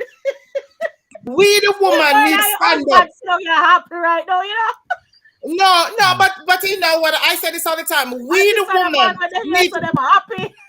no, we need to stand up and be firm. Our job as the spiritual part of the community and the spiritual part of the home, and training the morals and make sure the ethics are maintained.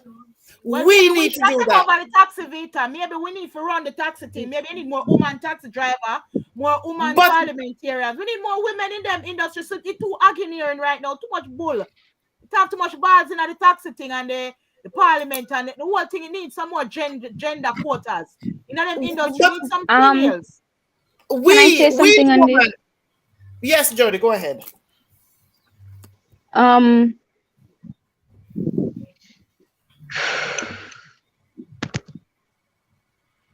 Jody, I run taxi. Better taxi service today. All right, this is the thing, right? And when I tell you, when we talk about the moral compass, and I'm going back to some of our COVID conversations that we had, and I called out a number of people, and people chastised me to say, what church have to do with this and all of these things. It's the foundation that a lot of us grew up on. And I remember some people said some very harsh things when I called out the church the last time to say, where is the church in all of this, even in COVID? And I had a conversation with my mother earlier this week about something very similar.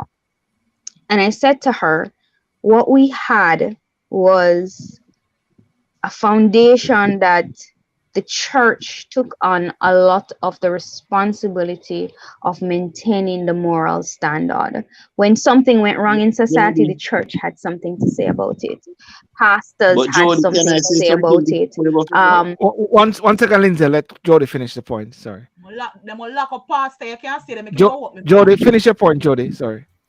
Finish your point, Jody, but I will say something when you're through.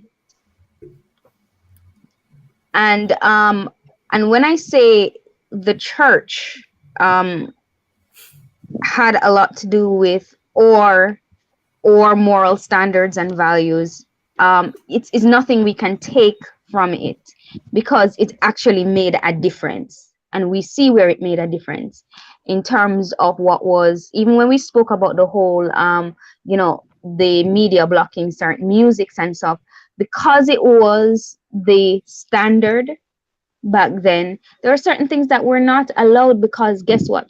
The church going to have a problem with it. And we're not talking about a denomination now, we're talking about the church on a whole, the Christian community. And because there's a breakdown in the church, there's going to be breakdown in the standards that is out there. And because we don't expose our children to church anymore, because they have the freedom to not to choose to, even with what's in our schools, the church has become so silent. And kill me if you're silent on a lot of social moral issues that But Jody, in our environment. So silence members of the church. because they even the of what is not acceptable or even in Jamaica. And I think that for us is a huge loss to our society and the morals of what Jamaica used to be. Right, but Jody, remember the state, remember all the state took over was because you had in the beginning there was religious laws and natural laws. And because we differed in terms of our religious moral, in that you have Jehovah's Witness, you have Adventists, you have this, you have that. So the church and the state kind of separated, and the state took over. You have now what you call Caesar law, or it's the religious law. So we're not working because of the conflict, because of the varying of the religious laws, and the fact that even the religion itself was used as a tool of bringing people either into or out of, into slavery and making them buy. Religion has been used in such wrong ways that people are in doubt about it as well. So the religious moral and religious code slipped, and that's why we now have the decadence that we have. It's not an excuse, but as somebody says that it's now in the hands of the state, and the religion is now, because of the split in church and state, does play a role, but it's not as official within the structure of society as it used to be. Right, and that's why women need to get more spiritual. Go back to spirituality as a woman. Carty had something to say. The mother might be the spiritual part will mold the child into the morals and what standard is. That's where the woman comes in. Your father might beat you, but the fact is your mother would say, wait until your father come, because that is wrong. Oh yeah, I never forget that. Wait till your father Wait comes. until your father gets here, because that is wrong. That's where we as a woman. The father them gone on roadside and robot them and miggle and fire gun. Right, but the mother would the one who would say to you in a home, listen, wait until your father gets here, because the mothers let you know that is wrong what you did.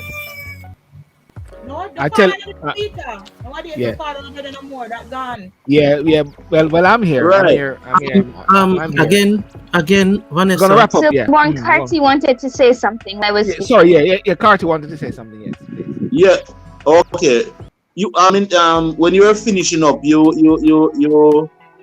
touch on what I was saying. What I was going to say by saying that church has broken down. I've never over the past 2 years, I've never seen so much traffic and practice in this society over the last 2 years. It's the first in my life I ever see so much traffic and practice. They have to defend the church. Reverend gone tonight. Jesus, peace. Huh? Finish. So we're saying Lindsay, continue, Lindsay. Right. So I'm saying that as Jody was saying, there's the breakdown start from the church as well, and the church is no longer the church that we grew up in, where there was moral. There was some where that the church had that moral responsibility of helping to mold our kids. Yeah. Some persons are afraid of sending them kids to church. Yeah. Well, these days, when you go to church, it's all about money. Everything is about money these days. It's nothing about religion again and the love for God and the love for your neighbor. It's all about money. Well, ladies and gentlemen, I want to thank you so much for coming on tonight. Thank you for that, Carty. It's obvious that all these walls have been broken down, and these walls need to be rebuilt. The church, which is said, Gary, we speak about that a lot, about government and politics, God and government and the church. But also what we are seeing is something what Jody said a while ago. Jody said her mother would say, wait till your father come home. I grew up on that. My mother wouldn't need to lead us on it. All she got to say is, wait till your father come home. Or if she wanted to discipline us in the house, she would just call and say Barrington, which is my father, and everybody just said, easy, easy, no more, easy, no, easy, no, keep quiet, because because once she calls his name, that was how she got her strength, because she know that she's gonna get that backing from her father. With the backbone. And I believe so much, Lester, myself, Carty, men who are out there need to somehow adopt that position whereby they are leaders, they are head of the house, and even if the man is not there for some families, I had a video once where I said, be the godfather as well for other families. Mean to say a support factor. The community is a key factor, because we all know that if it wasn't for the community, our parents wouldn't even do a very effective job, because the community played a fundamental role in the whole process of children, families at this time. So, so that's my final piece, guys. I want to thank you so much for coming on. Anybody else want to say anything? I don't think we're going to go on Instagram tonight. We're going to do that. Is that going to happen still? Yeah, man, we can go one quick 20 minutes by Instagram. Okay. But, Silburn, honestly, I have to say this. We as a society has beaten up on the men them from 62 or before 62, right? But the truth and in fact, when you look, the records don't lie. When you look at, there's more men, you can physically see it in our society, more men are taking an active part in them children's life, right? Don't necessarily mean that the men is with the mothers of the children, but you see more men going to parent teachers meeting, more men walking with their children, more men taking a particular life a role in them children life. When we look at the church, the breakdown of the church is due to the breakdown of is the lack of evolution, right? So if the church stuck in a one way 2,000 years ago, right, and the society are move on and evolve, right, and the church is not moving, obviously there's going to be a disparity between both, right? Crazy disparity, right? Now we have to understand that, look here, what kind of society we want? I always ask this: what kind of society we want? Do you want a society where, because you're poor, you commit crime, if you say you eat a food? Or do you want a society where people say, listen, I am poor, what opportunities can you give me? What opportunities are there? I want the information. There's many that are true, especially the man them. They don't want to work. You understand me? No. What I have seen there is that people lack information, right? So there's information there, but the access to the information, right, to that bridge there. And Lindsay said, the internet is widely available in main towns, because Jamaica, for the most part, a lot of persons in Jamaica are not connected to the internet based on where they live, right? And I've said that countless times here. That's why I would say,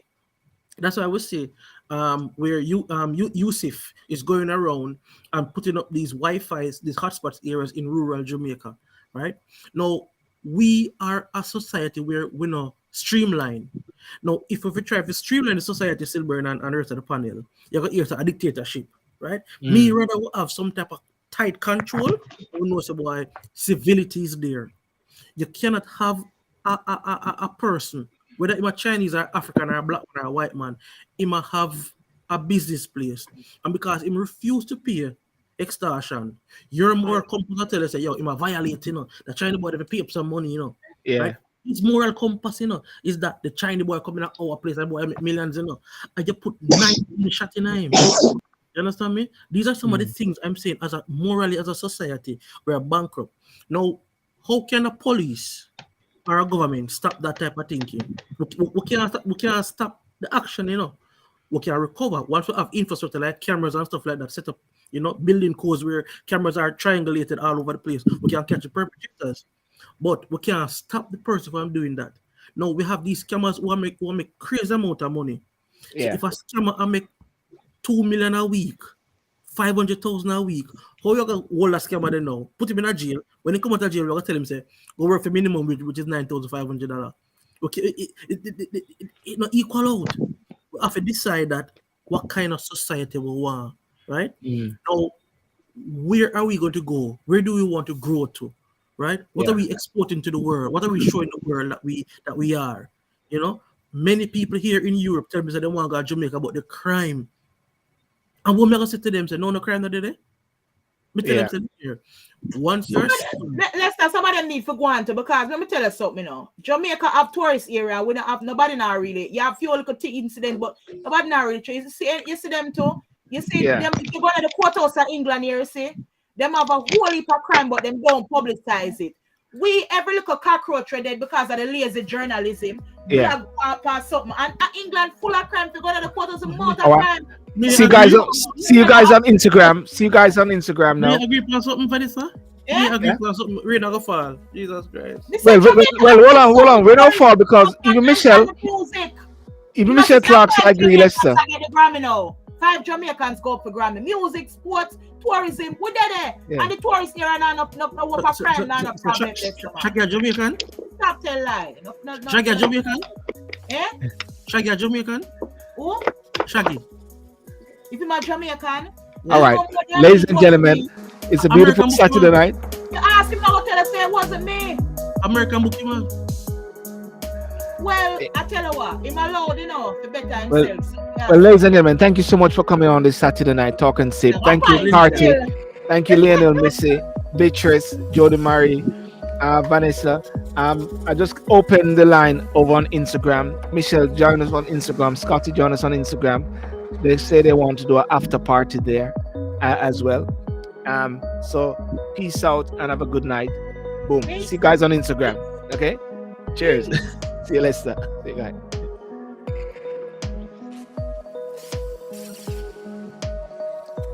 Okay, well, ladies and gentlemen, thank you so much for joining tonight. On the talk and sip. Started off slow this night because I had serious issues in getting started, but nevertheless we started. But I just created the line on Instagram as well. We're just gonna go on Instagram and take it from there. Okay, have a good night. God bless you. Bye bye.